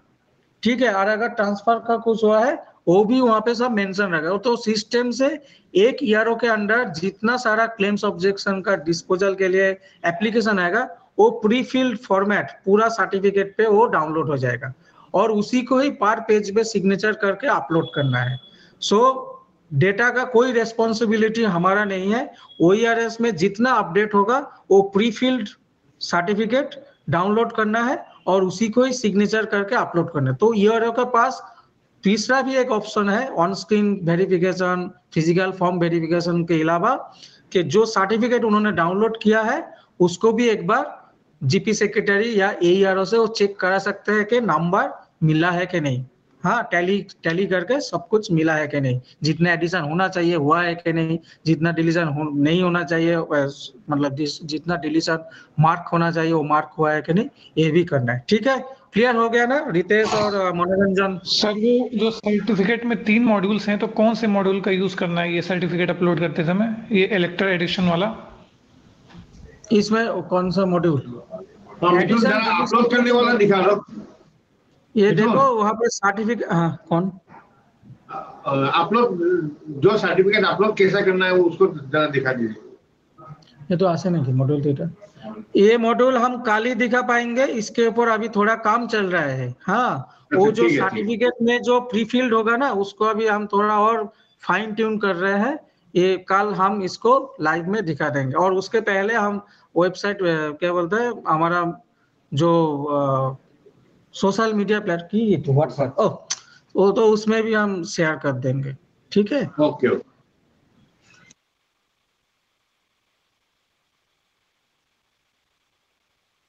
तो डिलीशन एक दिखा दो।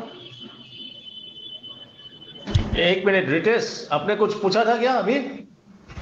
यस सर, वो बताया सर ने अभी। अच्छा ओके।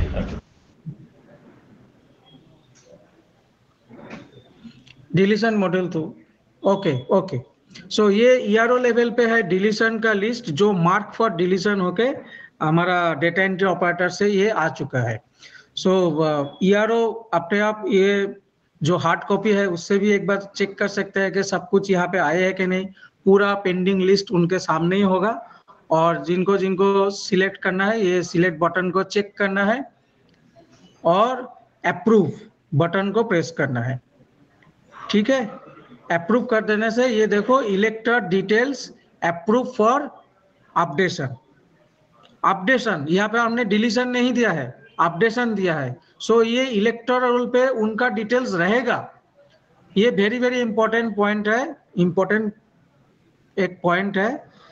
इलेक्टोरल रोल में जो डिलीशन हो रहा है उसका डिटेल्स रहेगा, उसमें वाटर मार्किंग से आ जाएगा डिलीटेड बोल के, ठीक है। और ये अप्रूव लिस्ट हम यहाँ पर भी देख सकते हैं। ये देखो हमने अभी एक अप्रूव किया है डिलीशन का। सो ये देखो एक्सपायर्ड, रीजन दिया है हुआ है एक्सपायर्ड, ठीक है। सो ये ईआरओ लेवल पे कंप्लीट ये देख सकते हैं कितना अप्रूव लिस्ट है और कितना पेंडिंग लिस्ट है।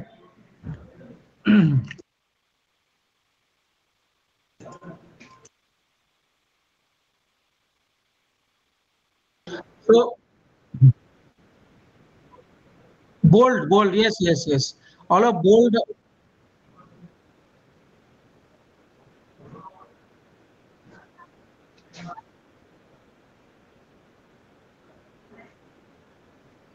हाँ मीनिंग बोला तो सब माने एकदम आसे।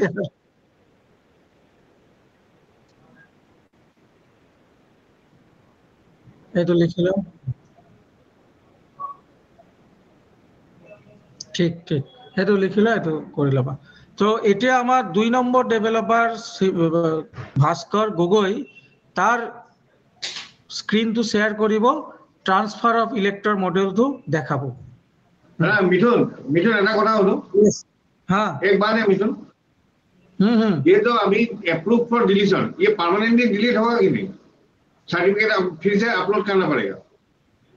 सर्टिफिकेट तो वो जो आपका स्पीकिंग ऑर्डर जो होता है ना, स्पीकिंग ऑर्डर तो अपलोड करना पड़ेगा वही सर्टिफिकेट ऑप्शन में जाके। हाँ नहीं सर्टिफिकेट ऑप्शन में जाके स्पीकिंग ऑर्डर अपलोड नहीं करना है।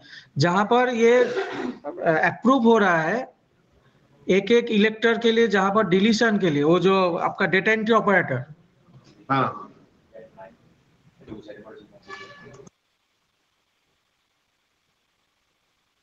ওকে। সো এই আপডেটস তো আমি যেটু জানো যে স্টেট ইলেকশন কমিশনে এইটো আপলোডিং অফ স্পিকিং অৰ্ডাৰ এইটো গুজাই দিব দিছে। তো আপোনালোকে ডিলিশনটো as a mark for deletion এইটো দিলেই হৈ যাব। সেইটো এচিচিয়ে কিবা এটা কমিউনিকেশ্যন মানে কৰিছিলে বহুত দিন আগতে। সো সেইমতে এইটো অলৰেডি ড্ৰপ কৰি দিয়া হৈছে এই অপশ্যনটো। সো मनोरंजन है क्या यहाँ पे? मनोरंजन मिथुन what is the update? Sir এই অক্টোবর 2024 যেতিয়া স্যার আপডেটস তো করা হয়েছিল, হ্যাঁ তেতিয়া এই আপোনাৰ যেখিনি আমাৰ স্পিকিং অৰ্ডাৰ আপলোডিং যেটো আছিল, স্পিকিং অৰ্ডাৰ যেটো আপলোড হেতু এবাৰ মানে লাষ্ট টাইমত এটো ড্ৰপ কৰি দিবলৈ কৈছিল। আমি ড্রপ করেছি কি লাস্ট টাইম তো ড্রপ করা নাই we have uploaded the speaking orders last time মানে আপলোডেড মানে যিমানখিনি কৰা হৈছিলে এটোতো আছিলেই কিন্তু পিছতে আমাৰ এই লাষ্ট টাইম স্যাৰ এটা মিটিং এটা হৈছিলে তাতে মানে বহুতে যে ক'লে যে আৰু দুদিন না এদিন কিবা বঢ়াই দিয়ক তেতিয়া সেই ভিজিটে মানে কৈ দিছিলে যে এই হেৰিটো মানে ড্ৰপ কৰি দিব লাগে বুলি স্পিকিং অৰ্ডাৰটো Is there any formal communication for that? এইটো স্যাৰ ভিসিতে আহিছিলে আমাৰ এই হেৰিয়ে জানে আমাৰ ইমেইলতো মোস্ট প্ৰবাবলি এটো পঠাইছিলে Acha, okay. So you are going without the speaking order this time? হয় স্যার Huh? তো এটা তোমার হেতু স্ক্রিনটো শেয়ার কৰা তোমাৰ স্ক্ৰিনটো হেৰি কৰা ড্ৰপ কৰা সো ভাস্কৰে আমাৰ ভাস্কৰ গগৈ আছে এটা ভাস্কৰ গগৈয়ে ট্ৰান্সফাৰ অফ ইলেক্টৰ এটো দেখাব স্ক্ৰিনটো শেয়াৰ কৰি আছে No, এটা বস্তু ক্লিয়াৰ হোৱা নাই one sec এটা বস্তু ক্লিয়াৰ হোৱা নাই হেৰি মিথুন প্ৰথম কথা হ'ল we are speaking of two things এটা হ'ল approval of deletion or addition no so by approval you mean they are putting it submitting it to the ERO for ultimate updating that is what you are saying no then finally the ERO will upload the certificate will approve for updating and upload the certificate that is what you are saying no যেটো মই যেটো আপডেটটো এটা পাইছো আমার last time যেটো কাম হৈছিলে আমার 22 অক্টোবর 2024 তেতিয়ালৈকে তো অল স্পিকিং অর্ডার আপলোড কৰাই হৈছিলে মানে মোৰ যেটো লাস্ট যেটো নলেজ আছে সব আপলোডই কৰা হৈছিলে তাতে এনেকুৱা ধৰণৰ কোনো হেৰি নাই যে এটো মানে ড্ৰপ কৰি দি পেলাই মানে আপোনালোকে কামটো স্টাৰ্ট কৰা সো যেতিয়া আমাৰ 22 অক্টোবৰ এই কামটো যেটা কমপ্লিট হৈ গৈছিলে তেতিয়া আমাৰ এই মানে আমাৰ ডেভেলপাৰৰ হেৰি মতে নলেজ মতে তেওঁলোকে কৈ আছে যে এসিসিৰ পৰা মানে এই কোন এটা ৰিভিউতে নাকি কৈছিলে যে নেক্সট টাইম যেতিয়া হেৰি হ'ব মানে খুলি দিব তাতে এই স্পিকিং অৰ্ডাৰ অপচনটো ড্ৰপ কৰিব লাগে কিন্তু এজ অন ডেট আমাৰ লাইভ সাৰ্ভাৰতে কিন্তু স্পিকিং অৰ্ডাৰ আপলোড কৰা মডেলটো এজ অন ডেট আছে গতিকে মই এটো চেক কৰিবলৈ গৈছো যে একচুয়ালি এটো কিবা ফৰ্মাল কমিউনিকেশন আছে না নাই তো যদি নাই তো আমি কোনো ধৰণৰ এটো আপডেট নকৰো এজ অন ডেট এটো থাকি যাব লাইভতো থাকিব যদি তেওঁলোকে যদি কয় যে না এটো মানে যদি তেওঁলোকে যদি ফৰ্মাল কমিউনিকেশন দেখায় যে এটো ড্ৰপ কৰিব লাগে তেতিয়ালে আমি ড্ৰপ কৰিম কাৰণ এজ অন ডেট মই এটো মানে কোনো ফৰ্মাল কমিউনিকেশন নাই মই মানে ৰেফাৰেন্সটো পাইছো যে কোন এটা ভিসিতে মানে এটো ডিসিশনটো মানে দিছিলে no we will not change systems we will not just change the systems like that যেটোলৈকে formal communication নাহে we are still going ahead with the speaking order আৰু কালি মই আমাৰ ৰাতিপুৱা যোনখন কালি আমাৰ ৰাতিপুৱা যোনখন মিটিং হ'ব with SEC I have requested for a meeting with SEC in the morning তাতে এইকিটা point we will have to clear এটো নোট কৰি they have to clarify কারণ এটা system you cannot change just verbally so that is one point or speaking order when you are giving a demo now or a training now we go with the speaking order yes sir speaking order so sir speaking order to প্ৰথমতে upload কৰিব then it comes to the ERO will submit for updating the distinct electoral rolls with his own certificate yes clear na two step project two step process so ये जो speaking order जो है इसका एक मतलब idea as on above the standard operating procedure जो है तो वो सब अथॉरिटी एक बोल देता है कि हर एक डिस्ट्रिक्ट को कि इसके ऊपर अगर कोई इनोवेटिव आइडिया है तो आप इसके ऊपर काम कर सकते हैं सो जो मैंने ये प्रेजेंटेशन स्टार्ट होने से पहले भी जो मैंने बताया कि हर डिस्ट्रिक्ट के लिए अगर सेम तरीके से काम करे उसके लिए स्टैंडर्ड ऑपरेटिंग प्रोसीजर होता है और अगर उसके ऊपर कोई अगर काम ऐसे करे कि तो उसका काम थोड़ा कम हो जाए तो उसको इनोवेटिव आइडिया बोलते हैं वो in between standard operating procedure के ऊपर ही होता है उसका कोई डिविएशन नहीं होता है ये ECI भी इसके ऊपर नोटिस इशू करता है कि जो as per ERO handbook as per guidelines अगर कोई इनोवेटिव आइडिया अगर कोई डिस्ट्रिक्ट अगर करता है उसके ऊपर तो वो ECI को भी शेयर करे तो हमारे यहाँ पे जो सितंबर और अक्टूबर महीने में आसाम में जो ये ड्राफ्ट इलेक्टर रोल का अपडेशन का काम हुआ था तो उसमें कोई डिस्ट्रिक्ट में जीपी सेक्रेटरी एईआरओ ने क्या किया था, स्पीकिंग ऑर्डर एक लंबा सा पेज बना लिया और उसमें सारा का सारा डिलीशन का डिटेल्स एक ही साथ डाल दिया, और वो एक ही पेज हर एक डिलीशन के लिए वो अपलोड करते चले गए। तो उसमें बेनिफिट ऐसा है कि हर एक डिलीशन के लिए सेपरेट स्पीकिंग ऑर्डर बनाने का जरूरी नहीं है। ये इसलिए जरूरी नहीं है क्योंकि स्पीकिंग ऑर्डर का कोई स्टैंडर्ड फॉर्मेट ही नहीं है, बस एक पेपर में जरूरी है कि वो लिख देना है और उसका कारण क्या है डिलीशन, और उसमें प्रॉपर अथॉरिटी का signature, GP secretary, concern BLO और एईआरओ, बस। तो ये एक मतलब थोड़ा सा उन लोगों ने इनोवेटिव आइडिया अपना हिसाब से लगाया और उसके हिसाब से हर एक डिलीशन के लिए हर एक सेपरेट जो स्पीकिंग ऑर्डर वो अपलोड करने से बेटर है कि एक ही स्पीकिंग ऑर्डर को अपलोड कर दिया जाए। सो ये इन बिटवीन हमारा एसओपी में ही पड़ता है, बस इसको कोई डिस्ट्रिक्ट ने फॉलो किया है, ठीक है। सो अभी तुम दिखाओगे ना, दिखाओ।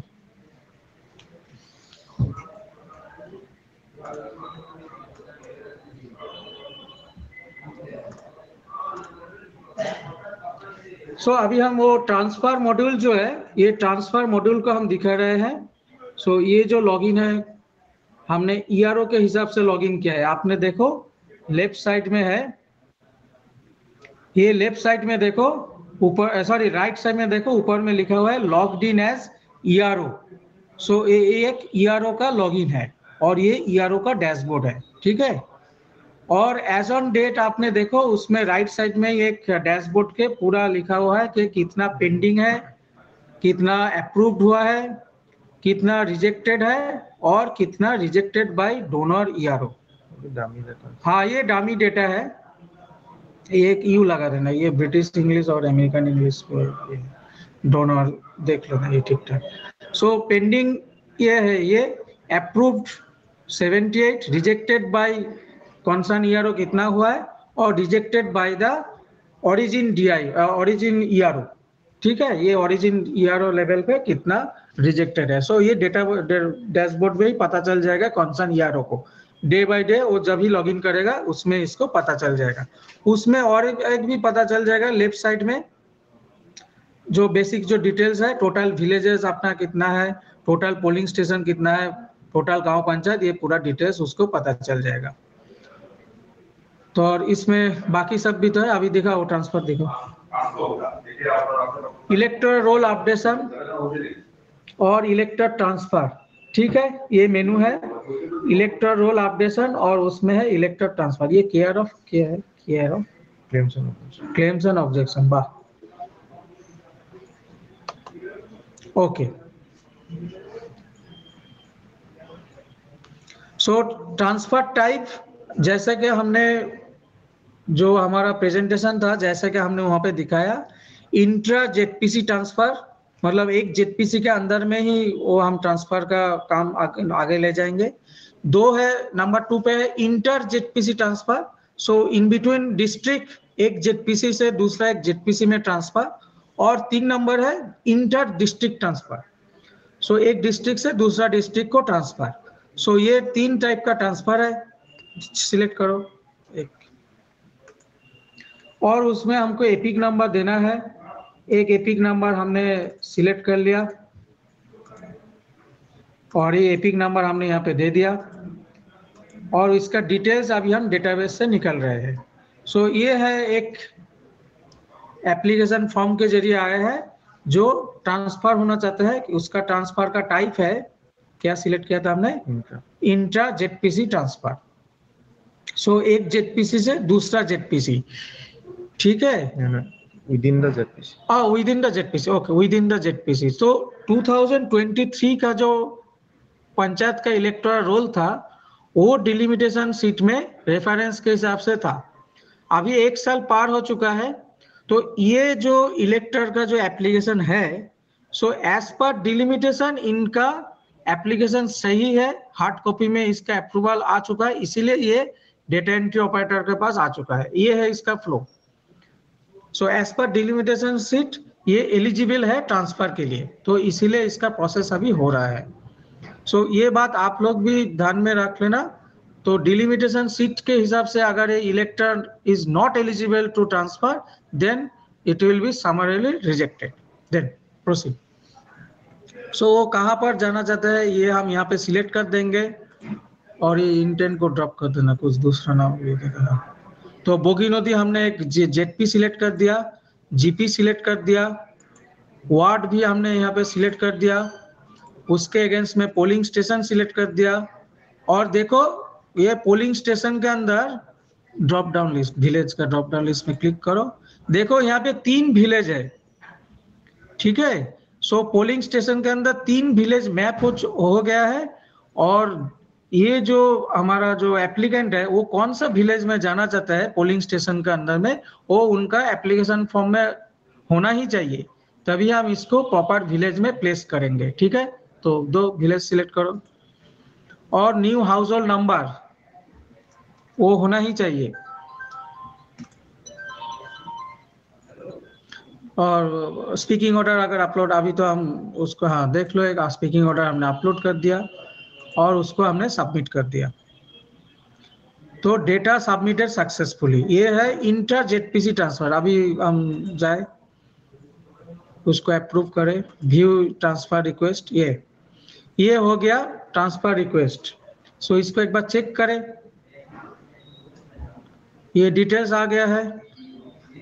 कहाँ पर पहले था ओल्ड वोटर डिटेल्स, आप देख लो लेफ्ट साइड में है, और new voter details, epic number same है, फोटो भी सेम है, और कहाँ से कहाँ जाना चाहता है। देखो वार्ड नंबर पहले था नंबर 2 गोरुईमारी, अभी वार्ड नंबर चेंज हो गया है, नंबर 5 रतनपुर।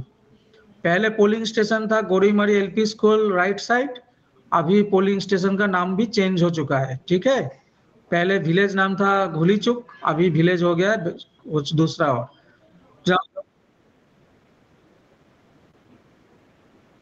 और नोट अच्छा, ओनली डिफरेंस किटा ना, तो गोटे राते आगो चिंता करिला बेलेग ओनली चेंजेस, ठीक আছে, हेतु करिब लागे।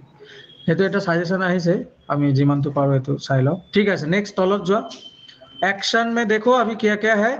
एप्लीकेशन फॉर्म, तो हम वो जो स्कैन कॉपी जो अपलोड हुआ है वो हम देख सकते हैं।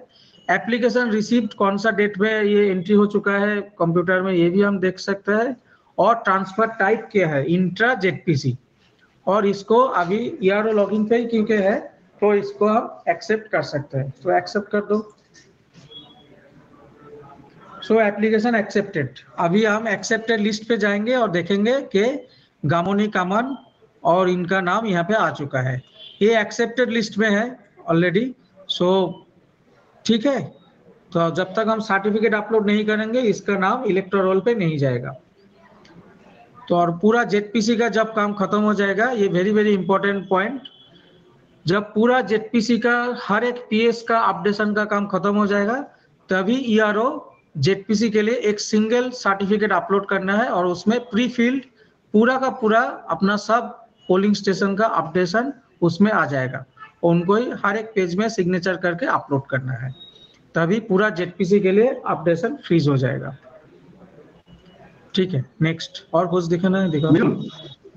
यस, और जो फाइनल सर्टिफिकेट जो है एक सिंगल सर्टिफिकेट आपने बोला ना, हाँ, वो कैसे अपलोड करना है वो भी जरा दिखा दीजिए। नहीं, वो हम कल दिखा पाएंगे, उसमें ऊपर अभी काम चर्चा चल रहे हैं। हमारा सीमांत तो अभी उसको अभी हमने रिहाई कर दिया है, वो अभी उसके ऊपर काम कर रहे हैं। तो ये कल हम इसको जब अपलोड कर देंगे और अपडेट कर देंगे तभी हम इसको दिखा पाएंगे। सर्टिफिकेट अपलोड मॉड्यूल सेम है जो लास्ट टाइम जो किया था, वो हम दिखा देंगे, कल भी हम इसको दिखा देंगे। तो इसमें लेफ्ट साइड में राइट साइड में ऊपर में और भी 2 बटन है, आप देख सकते हो, इंट्रा जेडपीसी और इंटर डिस्ट्रिक्ट। तो हमने इंटर जेडपीसी এটা হেৰি বনাবাচোন, এইটো কি বুলি কয়, ইউজাৰ গাইডেন্স এণ্ড গাইডলাইন এটা কেনেকে কৰিব লাগিব, মেনুৱেল এটা। সেইটো আমি কৰিম, আমি অকমান টাইম পালে সেইটো কৰিম। এইটো আমি বাইলিংগুৱেল এইটো আমি বনাই আছো, অসমীয়া আৰু ইংলিছত আমি এইটো বনাই আছো। সো ধুমুহাটো যাওক, আমি এইটো সব কৰি দিম। ঠিক আছে হেতু আৰু এটা মানে পিপিটি প্ৰেজেন্টেশন এটা লাগিব না লাগিব Kamruj, we can share this presentation itself for the time being. For the time being, Mithun, we can share this presentation itself. ये जो presentation है, we can share this presentation itself. And one more query I had is that certificate will have to be downloaded from the system itself, then signed. So where do they download the certificate from? Can you please show that? Download এইটো presentation নহয় না, এইটো direct এটা মানে হেৰিয়ে দেখাই আছে তেওঁ। No, এটা presentation আছে. There is a presentation also. Parallel presentation also. এনাখন দেখাইছিলা যে that day you showed the presentation না মিথুন last day last Friday. হয় আমি এটো শেয়ার করে দিম স্যার আপু এবার আমি এটো শেয়ার করব। Yes. So inter ZPC মিথুন এটা কথা ক্লিয়াৰ কৰাচোন এই যেটো শিফটিং যেতিয়া কৰি আছে তেতিয়া হাউস নাম্বাৰটো চেঞ্জ কৰিব দিছে ন?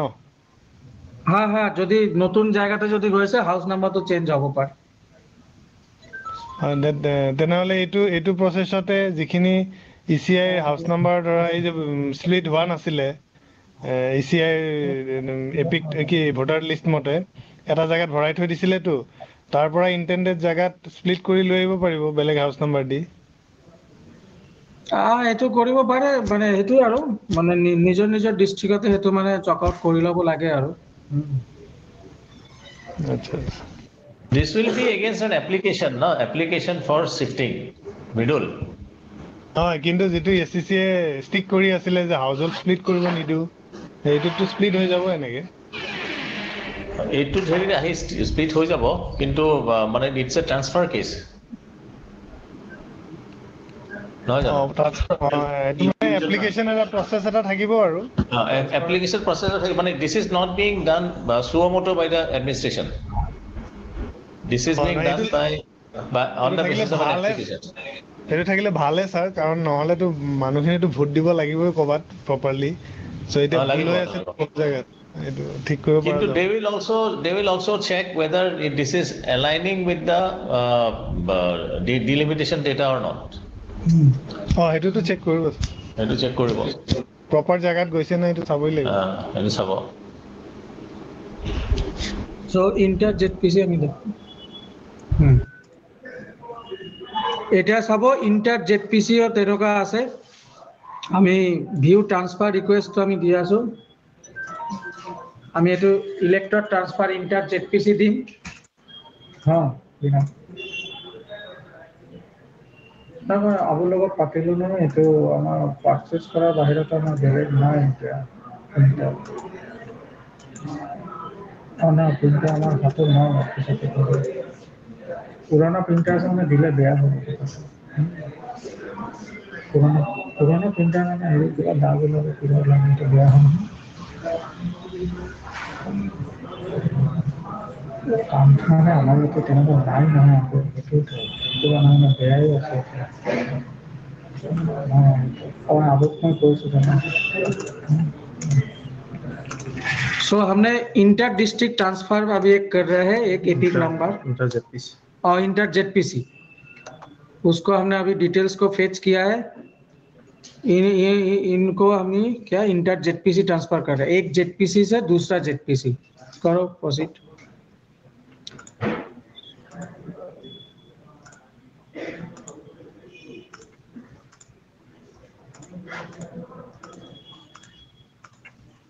न्यू हाउस नंबर हमने दिया है और स्पीकिंग ऑर्डर भी हमने अपलोड करना है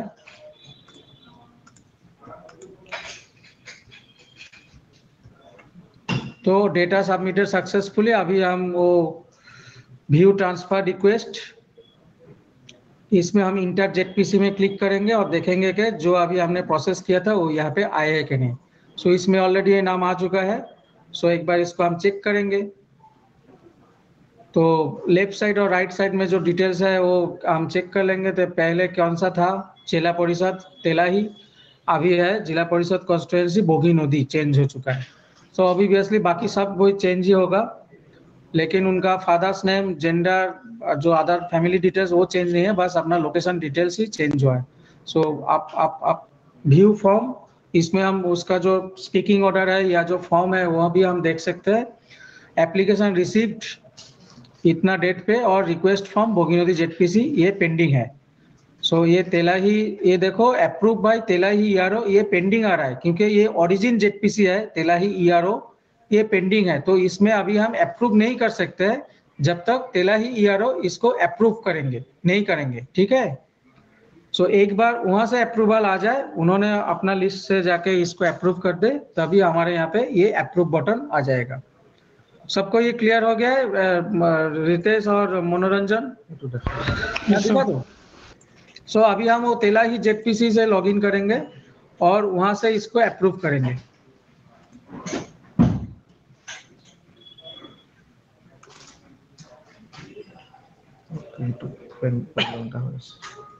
अच्छा, तो यहाँ पे वो आए नहीं अभी तक, तो ठीक है, यहाँ पर हम उसको दिखाई देगा, काले दिखाई देगा, आज ही ना हो काले दिखाई देगा।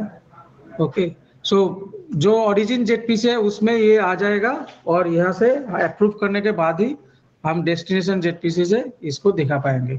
इसके ऊपर अभी काम चल रहा है, तो ये फाइनल हम काले इसको दिखा पाएंगे। सेम एज वो दिखा दो इंटर डिस्ट्रिक्ट, सेम प्रोसेस, बस वही इंटर जेडपीसी और इंटर डिस्ट्रिक्ट सेम प्रोसेस है। सो यही है ट्रांसफर रिक्वेस्ट। स्क्रीन को बंद कर दिया। और कोई डिस्ट्रिक्ट को अभी कुछ पूछना है? और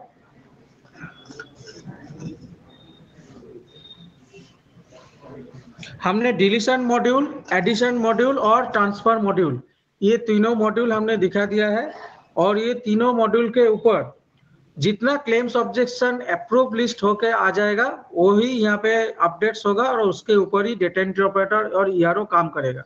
सब हर एक पीएस के लिए काम कंप्लीट होने के बाद ही अपना अपना ईआरओ अपना अपना सर्टिफिकेट एक अपलोड करेंगे, जो सर्टिफिकेट प्री फिल्ड होके डाउनलोड हो जाएगा। जितना सारा एडिशन, डिलीशन और ट्रांसफर रिक्वेस्ट सबमिट हुआ है एक जेडपीसी के अंदर, और उसमें वो पूरा सर्टिफिकेट में प्री फिल्ड होकर ही डाउनलोड होगा। तो उसको अपलोड होने के बाद ही अपना अपना जेडपीसी का इलेक्टोरल फ्रीज हो जाएगा। बस इतना ही है ये क्लेम्स एंड ऑब्जेक्शन का प्रेजेंटेशन, बाकी हम शेयर कर देंगे। और किसी का अगर कोई पूछना है तो पूछ लीजिए। Over to sir.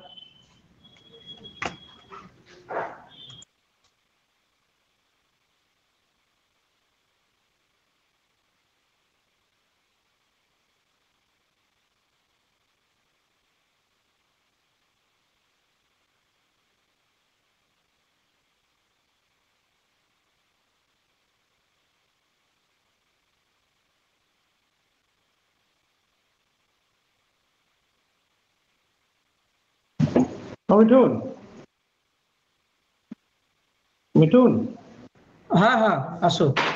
এই মই যে কৈছিলো সোণাপুৰৰ কথাটো, এইটো দেখোন হোৱাই নাই।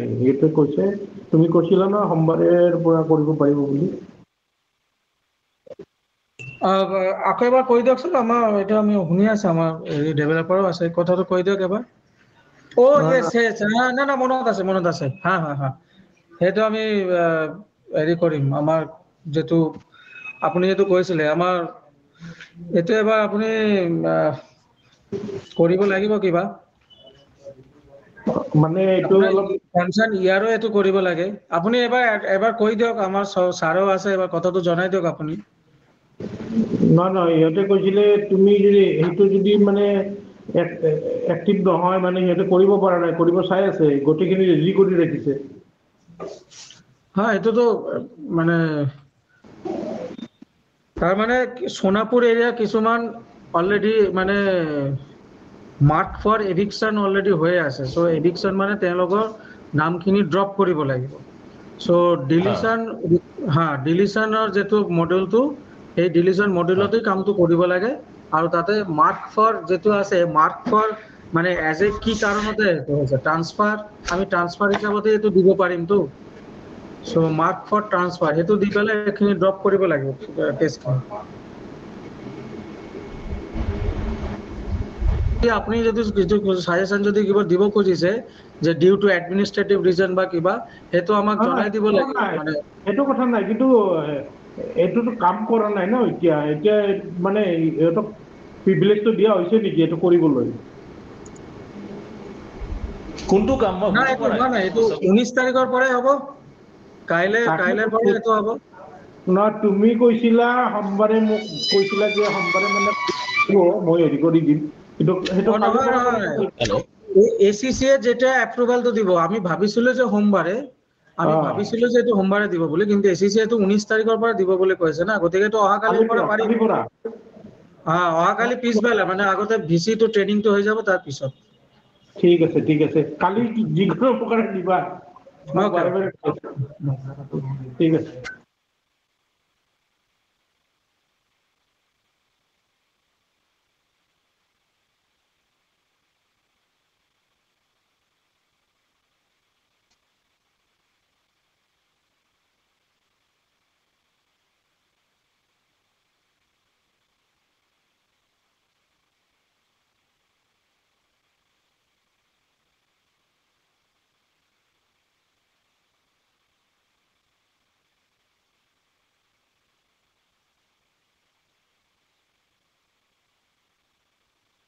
সৰি কিবা এখন সেক্ৰেটাৰীৰ পৰা মিটিং এখন মানে সেক্ৰেটাৰীৰ পৰা ফোন আহিছিল ঠিক আছে কি হৈ আছিল আলোচনাটো কি হৈ আছিল সোণাপুৰৰ voter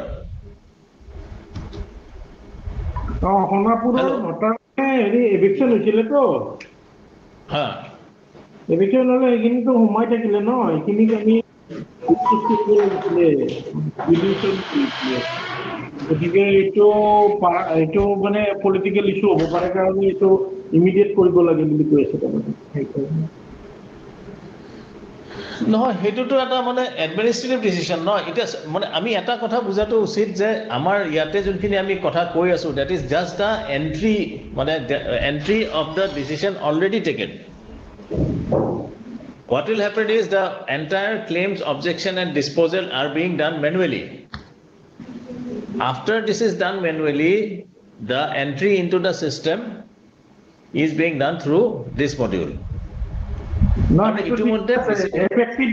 effective date to lage eta mane koise মিঠুনে কৈছিলে সোমবাৰৰ পৰা হ'ব এতিয়া আজি কৈছে 19 তাৰিখৰ পৰা হ'ব দ্যাটস অল ঠিক আছে হেতু হেৰি মানে হেৰি কৰা হৈছে তো আগুৱা হৈছে it has been advanced actually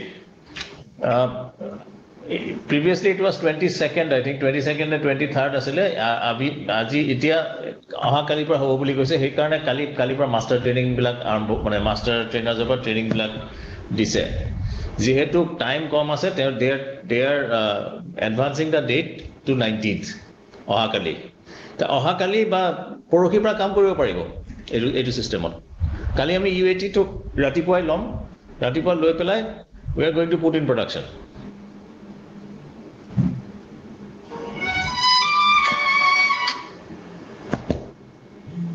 হ'ব ঠিক আছে স্যার হয় স্যার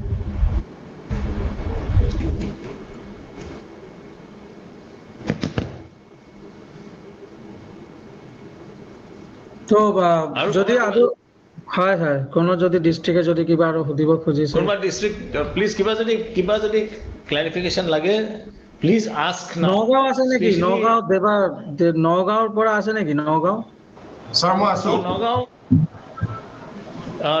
দেৱজ্যোতি স্যাৰ এইখিনি যেখিনি দেখাইছে মই ইমানো হেৰিত মই বুজি পোৱা নাই বিকজ মই OERMৰ হেৰিটো লোৱা নাই তো ছাৰে ইয়াৰ পিছত মোক সেইটো বুজাই দিব কৈছে দেন মই লিংক কৰিব ইজি হ'ব স্যাৰ ঠিক আছে Mithun please give him a training run through মই এটো তাৰ লগতে মই সেপাৰেটলি এটো লৈ বহিম আৰু মই এটো কমপ্লিট তাকে বুজাই দিম Riteish are you sure about everything yes sir it is clear na yes sir okay নতুন নাই আৰু তেতিয়াহ'লে ইয়াতে আজি আমি সামৰো কালি মাষ্টাৰ ট্ৰেইনাৰ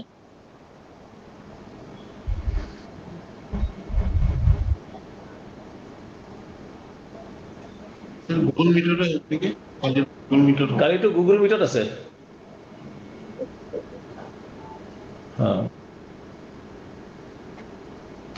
সেইটো হয় কিন্তু কালি যাতে মাষ্টাৰ ট্ৰেইনাৰ খিনি প্ৰেজেন্ট থাকে সেইটো অকমান ডিসিক ইমপ্ৰেস কৰিব লাগে ইয়াৰ পৰাটো গৈছে নহলে কি হয় অকল আমাৰ ডিআই এজন প্ৰেজেন্ট থাকিলে মানে everything goes on the DI so সেইকাৰণে ইয়াৰ পৰা যেহেতু হেৰি গৈছে ইনষ্ট্ৰাকশন গৈছে মাষ্টাৰ ট্ৰেইনাৰ্ছ বিলাক থাকিব লাগে বুলি so those master trainers should be there টুমৰো